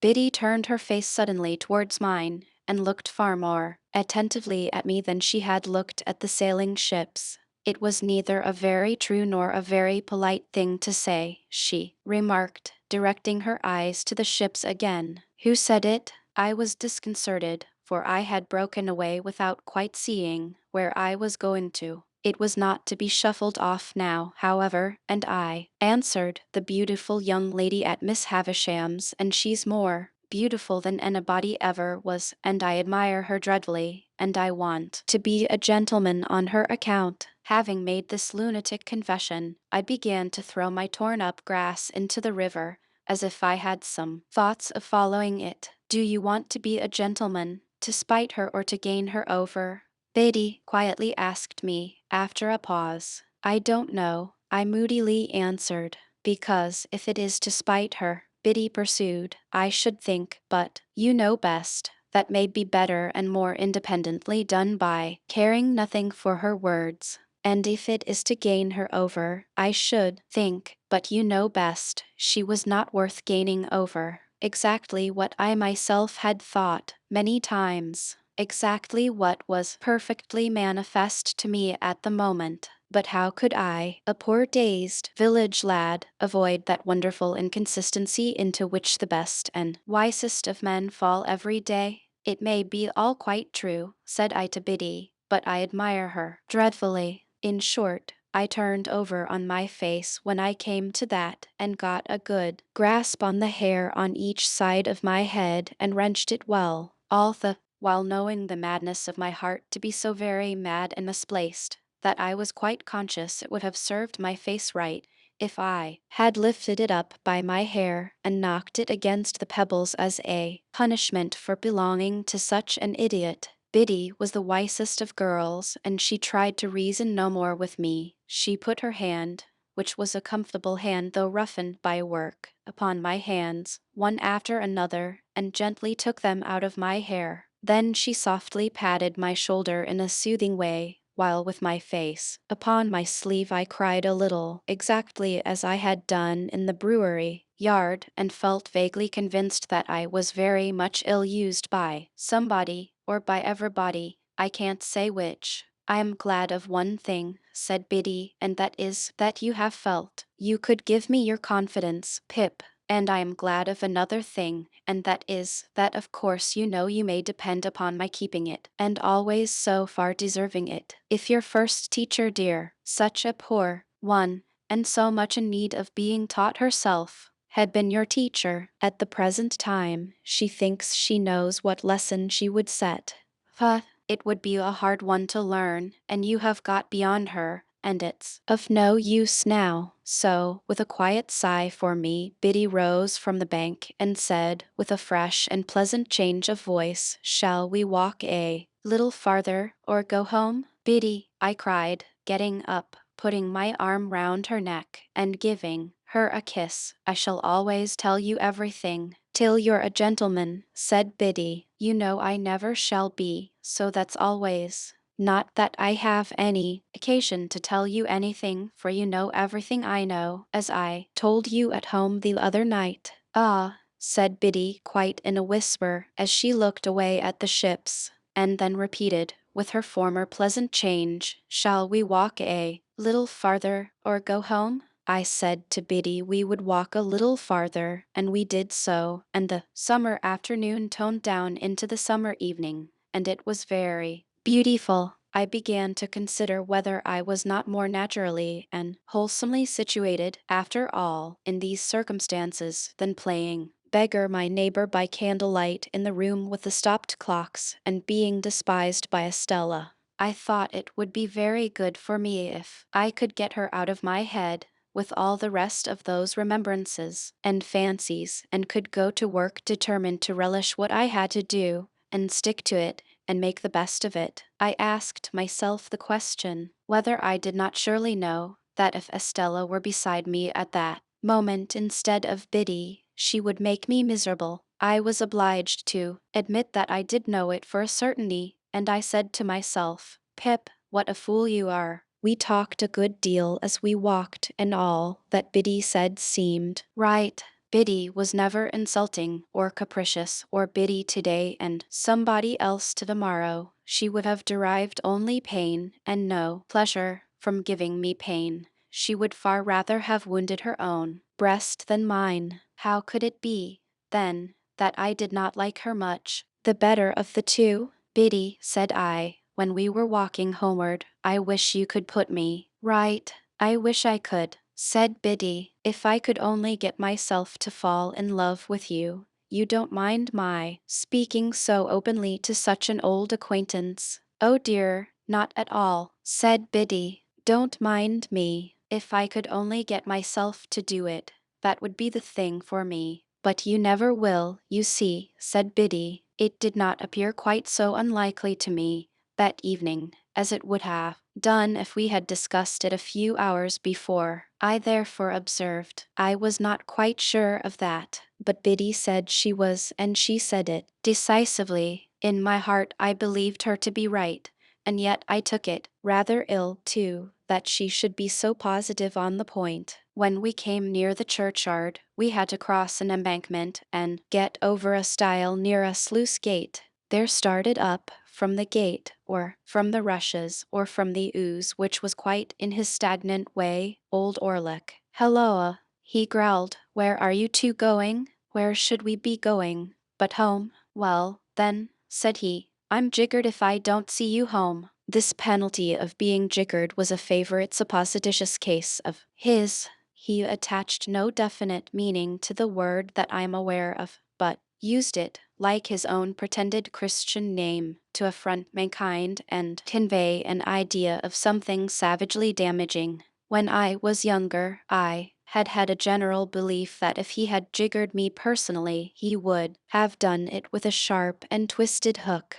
Biddy was much against his going with us, and said to me in a whisper, "Don't let him come. I don't like him." As I did not like him either, I took the liberty of saying that we thanked him, but we didn't want seeing home. He received that piece of information with a yell of laughter and dropped back, but came slouching after us at a little distance, curious to know whether Biddy suspected him of having had a hand in that murderous attack of which my sister had never been able to give any account. I asked her why she did not like him. "Oh," she replied, glancing over her shoulder as he slouched after us, "because I am afraid he likes me." "Did he ever tell you he liked you?" I asked indignantly. "No," said Biddy, glancing over her shoulder again, "he never told me so, but he dances at me whenever he can catch my eye." However novel and peculiar this testimony of attachment, I did not doubt the accuracy of the interpretation. I was very hot truly upon old Orlick's daring to admire her, as hot as if it were an outrage on myself. "But it makes no difference to you, you know," said Biddy calmly. "No, Biddy, it makes no difference to me, only I don't like it. I don't approve of it." "Nor I neither," said Biddy, "though that makes no difference to you." "Exactly," said I, "but I must tell you I should have no opinion of you, Biddy, if he danced at you with your own consent." I kept an eye on Orlick after that night, and whenever circumstances were favorable to his dancing at Biddy, got before him to obscure that demonstration. He had struck root in Joe's establishment by reason of my sister's sudden fancy for him, or I should have tried to get him dismissed. He quite understood and reciprocated my good intentions, as I had reason to know thereafter. And now, because my mind was not confused enough before, I complicated its confusion 50,000-fold by having states and seasons when I was clear that Biddy was immeasurably better than Estella, and that the plain honest working life to which I was born had nothing in it to be ashamed of, but offered me sufficient means of self-respect and happiness. At those times, I would decide conclusively that my disaffection to dear old Joe and the forge was gone, and that I was growing up in a fair way to be partners with Joe and to keep company with Biddy, when all in a moment some confounding remembrance of the Havisham days would fall upon me like a destructive missile, and scatter my wits again. Scattered wits take a long time picking up, and often, before I had got them well together, they would be dispersed in all directions by one stray thought, that perhaps after all Miss Havisham was going to make my fortune when my time was out. If my time had run out, it would have left me still at the height of my perplexities, I dare say. Chapter 18. It was in the 4th year of my apprenticeship to Joe, and it was a Saturday night. There was a group assembled round the fire at the Three Jolly Bargemen, attentive to Mr. Wopsle as he read the newspaper aloud. Of that group I was one. A highly popular murder had been committed, and Mr. Wopsle was embrued in blood to the eyebrows. He gloated over every abhorrent adjective in the description, and identified himself with every witness at the inquest. He faintly moaned, "I am done for," as the victim, and he barbarously bellowed, "I'll serve you out as the murderer." He gave the medical testimony in pointed imitation of our local practitioner, and he piped and shook as the aged turnpike keeper who had heard blows to an extent so very paralytic as to suggest a doubt regarding the mental competency of that witness. The coroner, in Mr. Wopsle's hands, became Timon of Athens, the beadle Coriolanus. He enjoyed himself thoroughly, and we all enjoyed ourselves, and were delightfully comfortable. In this cosy state of mind we came to the verdict willful murder. Then, and not sooner, I became aware of a strange gentleman leaning over the back of the settle opposite me, looking on. There was an expression of contempt on his face, and he bit the side of a great forefinger as he watched the group of faces. "Well," said the stranger to Mr. Wopsle, when the reading was done, "you have settled it all to your own satisfaction, I have no doubt." Everybody started and looked up as if it were the murderer. He looked at everybody coldly and sarcastically. "Guilty, of course," said he. "Out with it." "Come, sir," returned Mr. Wopsle, "without having the honor of your acquaintance, I do say guilty." Upon this we all took courage to unite in a confirmatory murmur. "I know you do," said the stranger. "I knew you would. I told you so. But now I'll ask you a question. Do you know, or do you not know, that the law of England supposes every man to be innocent until he is proved to be guilty?" "Sir," Mr. Wopsle began to reply, "as an Englishman myself, I—" "Come," said the stranger, biting his forefinger at him. "Don't evade the question. Either you know it, or you don't know it. Which is it to be?" He stood with his head on one side and himself on one side, in a bullying, interrogative manner, and he threw his forefinger at Mr. Wopsle, as it were to mark him out, before biting it again. "Now," said he, "do you know it, or don't you know it?" "Certainly I know it," replied Mr. Wopsle. "Certainly you know it. Then why didn't you say so at first?" "Now, I'll ask you another question," taking possession of Mr. Wopsle as if he had a right to him.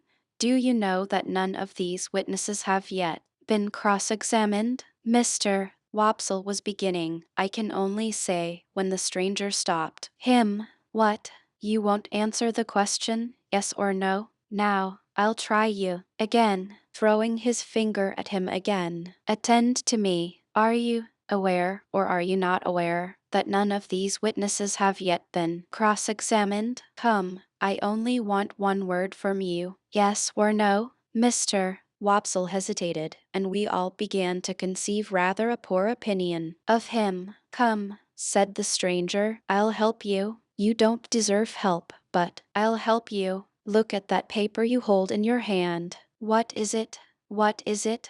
repeated Mr. Wopsle, eyeing it, much at a loss. "Is it," pursued the stranger in his most sarcastic and suspicious manner, "the printed paper you have just been reading from?" "Undoubtedly, undoubtedly." "Now, turn to that paper, and tell me whether it distinctly states that the prisoner expressly said that his legal advisers instructed him altogether to reserve his defense." "I read that just now," Mr. Wopsle pleaded. "Never mind what you read just now, sir. I don't ask you what you read just now. You may read the Lord's Prayer backwards if you like, and perhaps have done it before today. Turn to the paper. No, no, no, my friend, not to the top of the column. You know better than that. To the bottom, to the bottom." We all began to think Mr. Wopsle full of subterfuge. "Well, have you found it?" "Here it is," said Mr. Wopsle.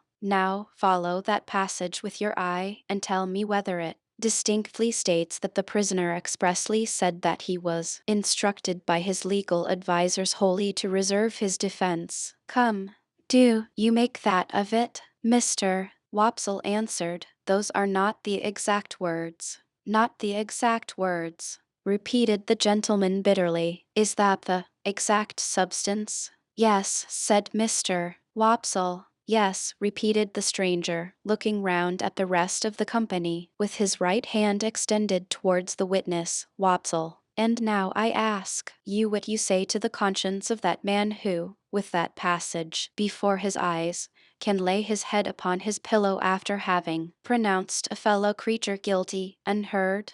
We all began to suspect that Mr. Wopsle was not the man we had thought him, and that he was beginning to be found out. And that same man, remember, pursued the gentleman, throwing his finger at Mr. Wopsle heavily, that same man may be summoned as a German upon this very trial, and having thus deeply committed himself, may return to the bosom of his family and lay his head upon his pillow, after deliberately swearing that he would well and truly try the issue joined between our sovereign lord the king and the prisoner at the bar, and would a true verdict give according to the evidence, so help him God. We were all deeply persuaded that the unfortunate Wopsle had gone too far, and had better stop in his reckless career while there was yet time. The strange gentleman, with an air of authority not to be disputed, and with a manner expressive of knowing something secret about every one of us that would effectually do for each individual if he chose to disclose it, left the back of the settle and came into the space between the two settles in front of the fire, where he remained standing, his left hand in his pocket, and he biting the forefinger of his right. From information I have received, said he, looking round at us as we all quailed before him, I have reason to believe there is a blacksmith among you by name Joseph or Joe Gargery. Which is the man? Here is the man, said Joe. The strange gentleman beckoned him out of his place, and Joe went. You have an apprentice, pursued the stranger, commonly known as Pip. Is he here? I am here, I cried. The stranger did not recognize me, but I recognized him as the gentleman I had met on the stairs on the occasion of my second visit to Miss Havisham. I had known him the moment I saw him looking over the settle, and now that I stood confronting him with his hand upon my shoulder, I checked off again in detail his large head, his dark complexion, his deep-set eyes, his bushy black eyebrows, his large watch chain, his strong black dots of beard and whisker, and evening the smell of scented soap on his great hand. I wish to have a private conference with you two, said he, when he had surveyed me at his leisure. It will take a little time. Perhaps we had better go to your place of residence. I prefer not to anticipate my communication here. You will impart as much or as little of it as you please to your friends afterwards. I have nothing to do with that. Amidst a wondering silence, we three walked out of the Jolly Bargemen, and in a wondering silence walked home. While going along, the strange gentleman occasionally looked at me, and occasionally bit the side of his finger as we neared home. Joe, vaguely acknowledging the occasion as an impressive and ceremonious one, went on ahead to open the front door. Our conference was held in the state parlor, which was feebly lighted by one candle. It began with the strange gentleman sitting down at the table, drawing the candle to him, and looking over some entries in his pocket-book. He then put up the pocket-book and set the candle a little aside, after peering round it into the darkness at Joe and me, to ascertain which was which. My name, he said, is Jaggers, and I am a lawyer in London. I am pretty well known. I have unusual business to transact with you, and I commence by explaining that it is not of my originating. If my advice had been asked, I should not have been here. It was not asked, and you see me here. What I have to do as the confidential agent of another, I do, no less, no more. Finding that he could not see us very well from where he sat, he got up and threw one leg over the back of a chair and leaned upon it, thus having one foot on the seat of the chair and one foot on the ground. Now, Joseph Gargery, I am the bearer of an offer to relieve you of this young fellow, your apprentice. You would not object to cancel his indentures at his request and for his good. You would want nothing for so doing. Lord forbid that I should want anything for not standing in Pip's way, said Joe, staring. Lord forbidding is pious, but not to the purpose, returned Mr. Jaggers. The question is, would you want anything? Do you want anything? The answer is, returned Joe sternly, no. I thought Mr. Jaggers glanced at Joe as if he considered him a fool for his disinterestedness, but I was too much bewildered between breathless curiosity and surprise to be sure of it. Very well, said Mr. Jaggers.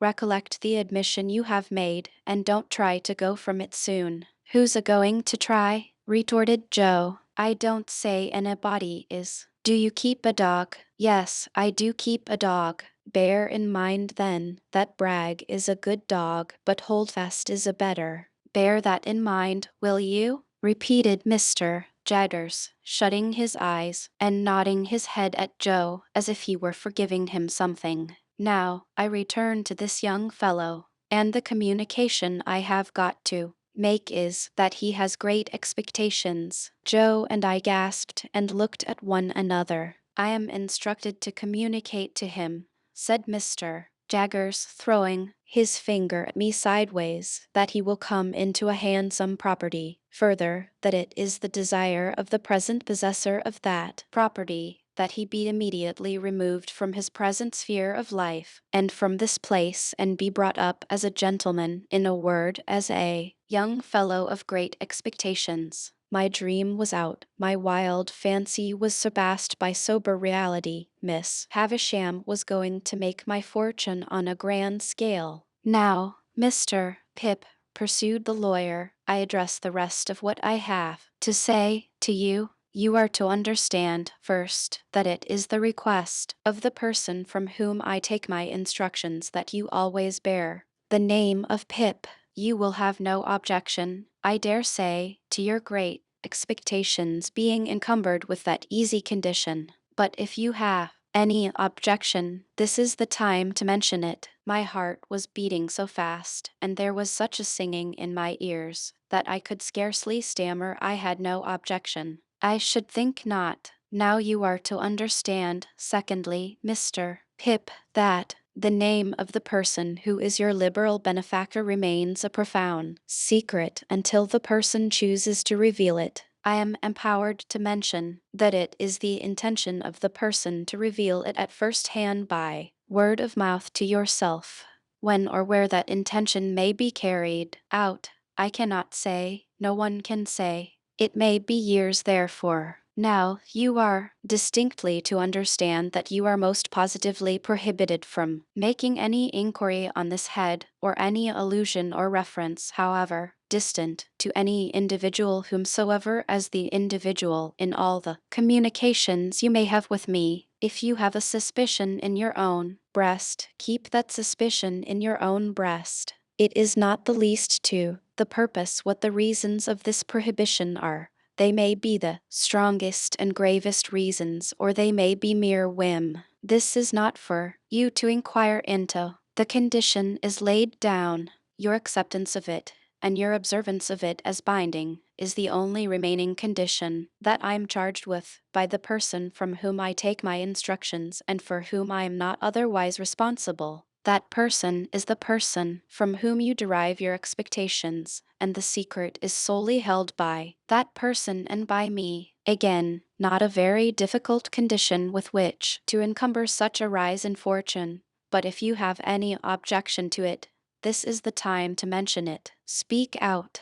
Once more, I stammered with difficulty that I had no objection. I should think not. Now, Mr. Pip, I have done with stipulations. Though he called me Mr. Pip and began rather to make up to me, he still could not get rid of a certain air of bullying suspicion. An evening now, he occasionally shut his eyes and threw his finger at me while he spoke, as much as to express that he knew all kinds of things to my disparagement if he'd only chose to mention them. We come next to mere details of arrangement. You must know that, although I have used the term expectations more than once, you are not endowed with expectations only. There is already lodged in my hands a sum of money, amply sufficient for your suitable education and maintenance. You will please consider me your guardian. Oh, for I was going to thank him. I tell you at once, I'm paid for my services or I shouldn't render them. It is considered that you must be better educated in accordance with your altered position, and that you will be alive to the importance and necessity of at once entering on that advantage.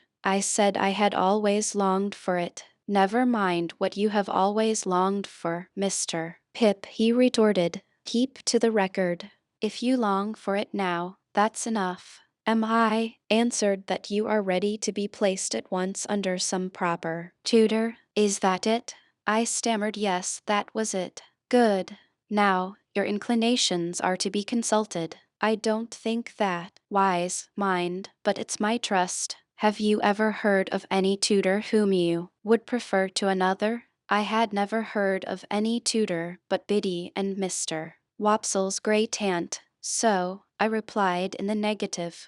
There is a certain tutor, of whom I have some knowledge, who I think may suit the purpose, said Mr. Jaggers. I don't recommend him, observe, because I never recommend anybody. The gentleman I speak of is one Mr. Matthew Pocket. Ah, I caught at the name directly. Miss Havisham's relation, the Matthew whom Mr. and Mrs. Camilla had spoken of, the Matthew whose place was to be at Miss Havisham's head when she lay dead in her bride's dress on the bride's table. You know the name? Said Mr. Jaggers, looking shrewdly at me and then shutting up his eyes while he waited for my answer. My answer was that I had heard of the name. Oh, said he, you have heard of the name. But the question is, what do you say of it? I said, or tried to say, that I was much obliged to him for his recommendation. No, my young friend, he interrupted, shaking his great head very slowly. Recollect yourself. Not recollecting myself, I began again that I was much obliged to him for his recommendation. No, my young friend, he interrupted, shaking his head and frowning and smiling both at once. No, no, no, it's very well done, but it won't do. You are too young to fix me with it. Recommendation is not the word, Mr. Pip. Try another. Correcting myself, I said that I was much obliged to him for his mention of Mr. Matthew Pocket. That's more like it, cried Mr. Jaggers, and I added, I would gladly try that gentleman. Good. You had better try him in his own house. The way shall be prepared for you, and you can see his son first, who is in London. When will you come to London? I said, glancing at Joe, who stood looking on, motionless, that I supposed I could come directly. First, said Mr. Jaggers, you should have some new clothes to come in, and they should not be working clothes. Say this day week. You'll want some money. Shall I leave you 20 guineas? He produced a long purse with the greatest coolness and counted them out on the table and pushed them over to me. This was the first time he had taken his leg from the chair. He sat astride of the chair when he had pushed the money over and sat swinging his purse and eyeing Joe. Well, Joseph Gargery, you look dumbfoundered. I am, said Joe in a very decided manner. It was understood that you wanted nothing for yourself, remember? It were understood, said Joe, and it are understood, and it ever will be similar according.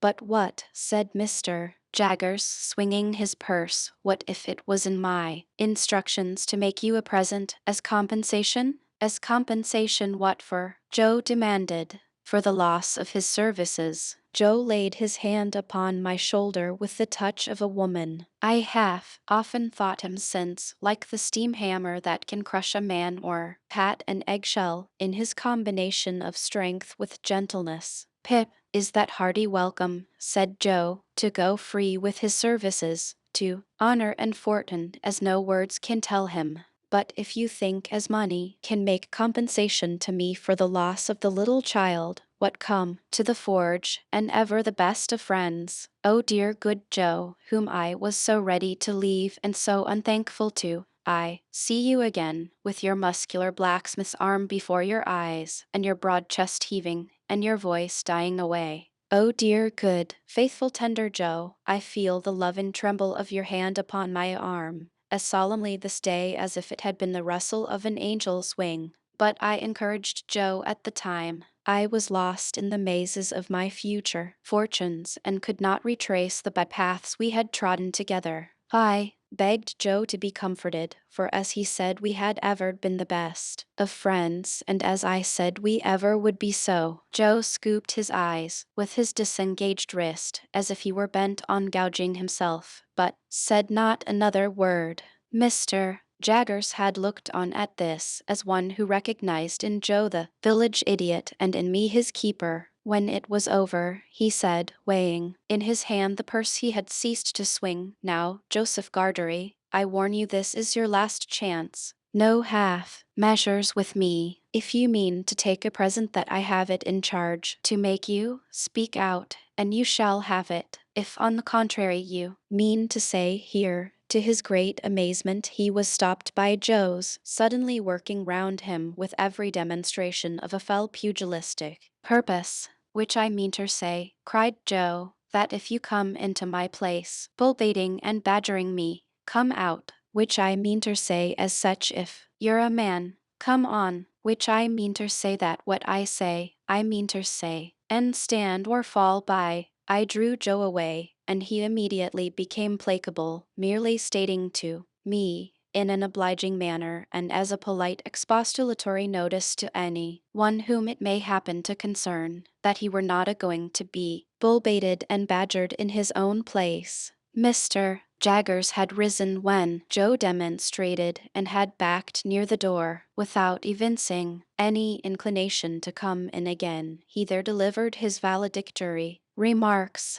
They were these: "Well, Mr. Pip, I think the sooner you leave here, as you are to be a gentleman, the better. Let it stand for this day week, and you shall receive my printed address in the meantime. You can take a hackney coach at the stagecoach office in London and come straight to me. Understand that I express no opinion, one way or other, on the trust I undertake. I am paid for undertaking it, and I do so. Now, understand that, finally, understand that." He was throwing his finger at both of us, and I think would have gone on, but for his seeming to think Joe dangerous and going off. Something came into my head which induced me to run after him, as he was going down to the Jolly Bargemen, where he had left a hired carriage. "I beg your pardon, Mr. Jaggers.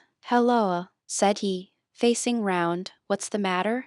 "I wish to be quite right, Mr. Jaggers, and to keep to your directions. So I thought I had better ask, would there be any objection to my taking leave of any one I know about here before I go away?" "No," said he, looking as if he hardly understood me. "I don't mean in the village only, but uptown?" "No," said he, "no objection." I thanked him and ran home again, and there I found that Joe had already locked the front door and vacated the state parlor, and was seated by the kitchen fire with a hand on each knee, gazing intently at the burning coals. I too sat down before the fire and gazed at the coals, and nothing was said for a long time. My sister was in her cushioned chair in her corner, and Biddy sat at her needlework before the fire, and Joe sat next Biddy, and I sat next Joe, in the corner opposite my sister. The more I looked into the glowing coals, the more incapable I became of looking at Joe. The longer the silence lasted, the more unable I felt to speak. At length I got out,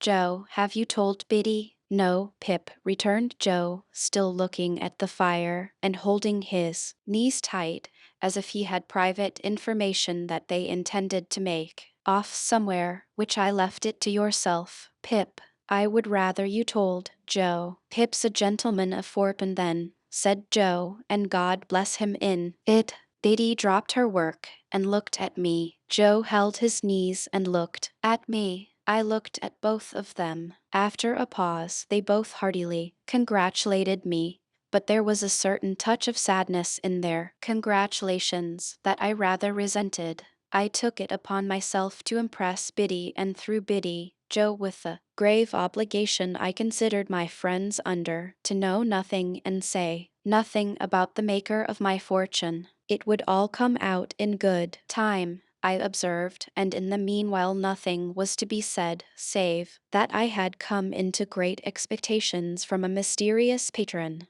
Biddy nodded her head thoughtfully at the fire as she took up her work again, and said she would be very particular, and Joe, still detaining his knees, said, I'll be a curvily particular, Pip, and then they congratulated me again, and went on to express so much wonder at the notion of my being a gentleman that I didn't half like it. Infinite pains were then taken by Biddy to convey to my sister some idea of what had happened. To the best of my belief, those efforts entirely failed. She laughed and nodded her head a great many times, and evening repeated after Biddy the words Pip and property, but I doubt if they had more meaning in them than an election cry, and I cannot suggest a darker picture of her state of mind. I never could have believed it without experience, but as Joe and Biddy became more at their cheerful ease again, I became quite gloomy. Dissatisfied with my fortune, of course I could not be, but it is possible that I may have been, without quite knowing it, dissatisfied with myself. Anyhow, I sat with my elbow on my knee and my face upon my hand, looking into the fire, as those two talked about my going away, and about what they should do without me, and all that. And whenever I caught one of them looking at me, though never so pleasantly, and they often looked at me, particularly Biddy, I felt offended, as if they were expressing some mistrust of me, though heaven knows they never did, by word or sign. At those times I would get up and look out at the door, for our kitchen door opened at once upon the night, and stood open on summer evenings to air the room. The very stars too, which I then raised my eyes, I am afraid, I took to be but poor and humble stars for glittering on the rustic objects among which I had passed my life. Saturday night, said I, when we sat at our supper of bread and cheese and beer. 5 more days, and then the day before the day.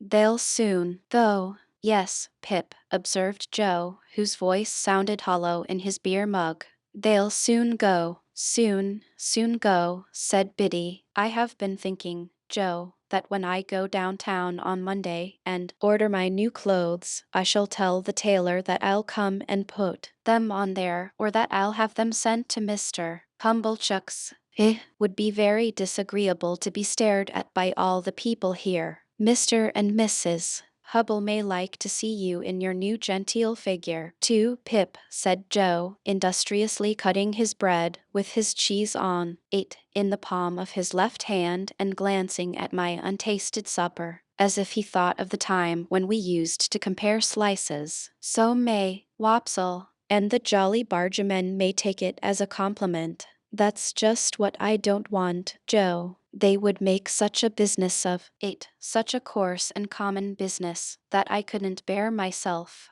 Ah, that truly, Pip, said Joe. If you couldn't bear yourself, Biddy asked me here, as she sat holding my sister's plate, have you thought about when you'll show yourself to Mr. Gargery, and your sister, and me? You will show yourself to us, won't you, Biddy? I returned with some resentment. You are so exceedingly quick that it's difficult to keep up with you. She always were quick, observed Joe. If you had waited another moment, Biddy, you would have heard me say that I shall bring my clothes here in a bundle one evening, most likely on the evening before I go away. Biddy said no more, handsomely forgiving her. I soon exchanged an affectionate good night with her and Joe, and went up to bed. When I got into my little room, I sat down and took a long look at it, as a mean little room that I should soon be parted from and raised above for ever. It was furnished with fresh young remembrances too. An evening at the same moment I fell into much the same confused division of mind between it and the better rooms to which I was going, as I had been in so often between the Forge and Miss Havisham's and Biddy and Estella. The sun had been shining brightly all day on the roof of my attic, and the room was warm. As I put the window open and stood looking out, I saw Joe come slowly forth at the dark door below and take a turn or two in the air, and then I saw Biddy come and bring him a pipe and light it for him. He never smoked so late, and it seemed to hint to me that he wanted comforting for some reason or other. He soon stood at the door immediately beneath me, smoking his pipe, and Biddy stood there too, quietly talking to him, and I knew that they talked of me, for I heard my name mentioned in an endearing tone by both of them more than once. I would not have listened for more if I could have heard more, so I drew away from the window and sat down in my one chair by the bedside, feeling it very sorrowful and strange that this first night of my bright fortunes should be the loneliest I had ever known. Looking towards the open window, I saw light wreaths from Joe's pipe floating there, and I fancied it was like a blessing from Joe, not obtruded on me or paraded before me, but pervading the air we shared together.